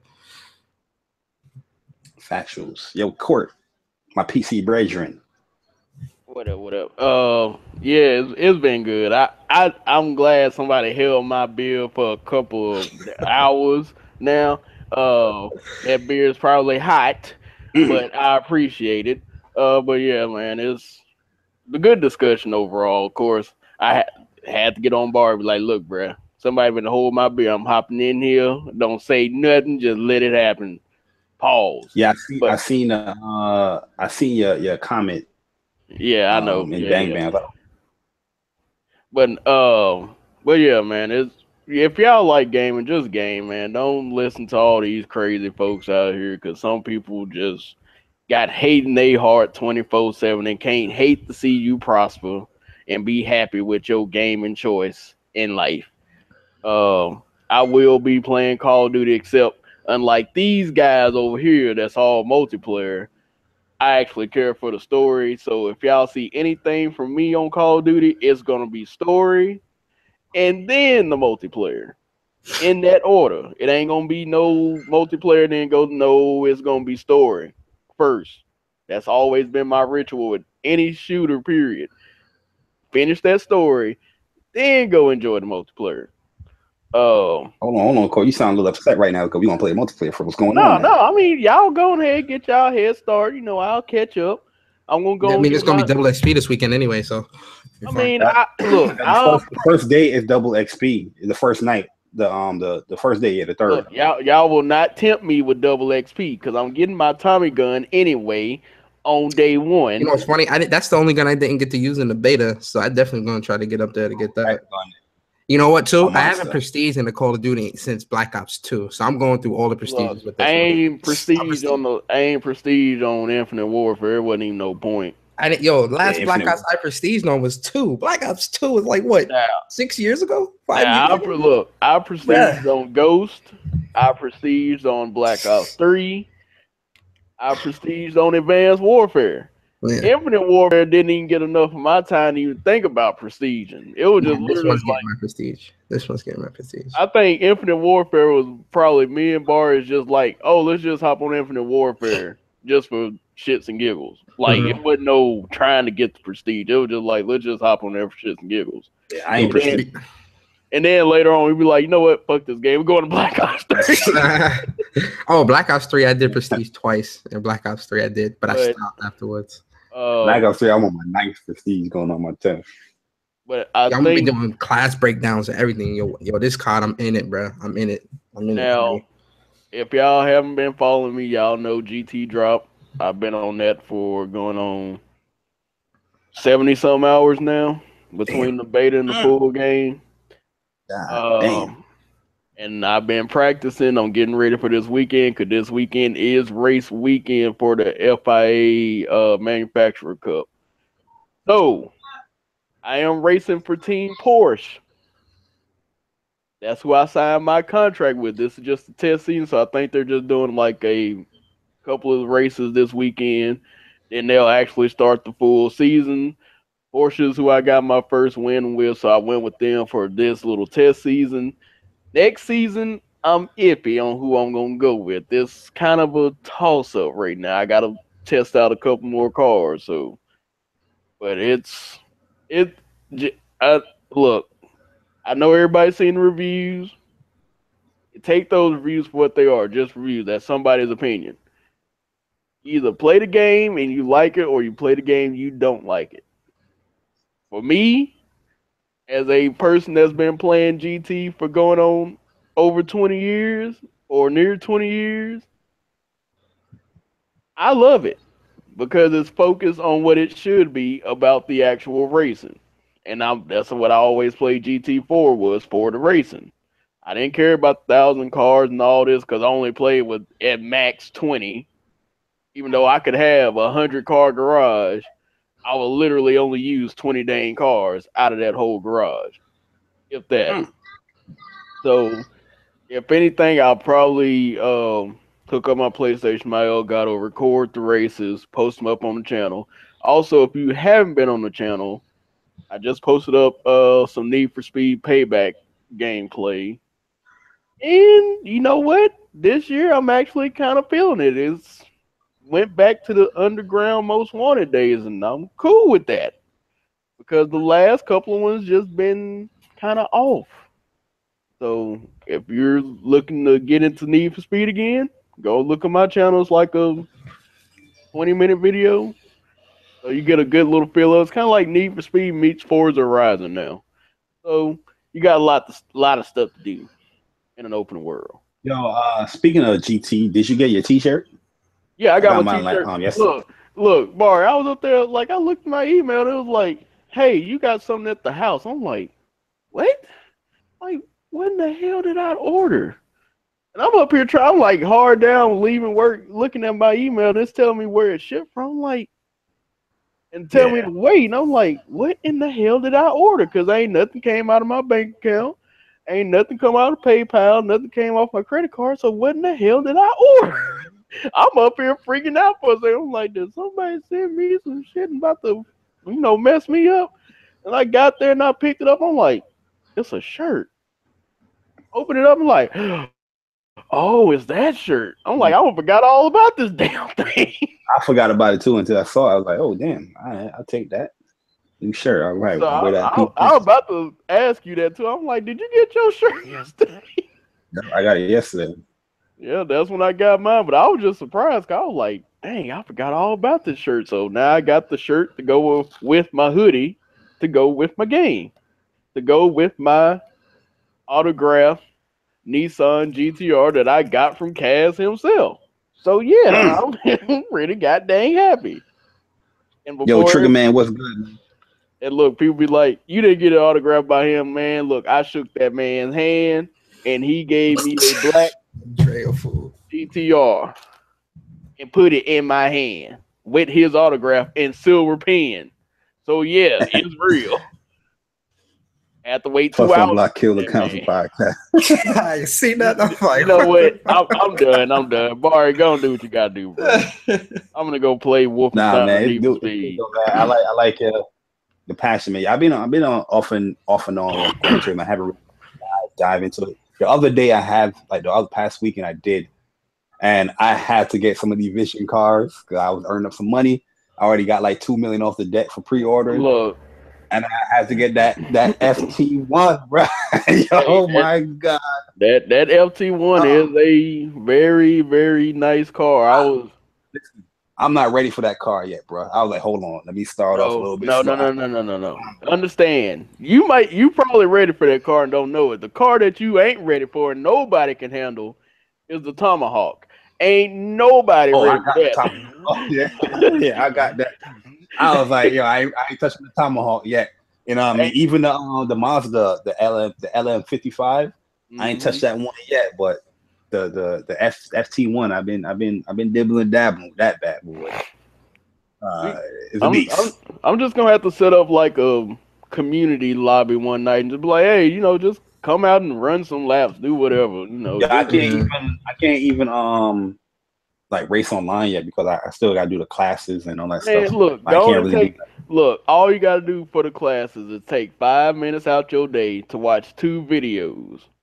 It's basically just gonna give you the basic understanding of how things should go. The ethics. Yeah, the ethics of racing. And then they're gonna give you a certificate saying with your signature on it. And here you go. Here's your racing certificate. Now go race. Yo, Timbo on the track. Yeah, we over 3 hours. I told you guys it's gonna be a long ass show. Look, man, it is what it is, man. Could have been playing Need for Speed for 3 hours. Yeah, man. It's not likely we get the boys on. Wait. Never mind. I don't need to play Need for Speed for 3 hours. Only got like 8 hours left. That'll leave me with 5. So, god dang. Oh damn. Yeah, I'm Origin accessing it. Detroit pass. But yeah, man. We're gonna wrap it up right there. Thanks everybody for coming through. Definitely appreciate it. Episode 7.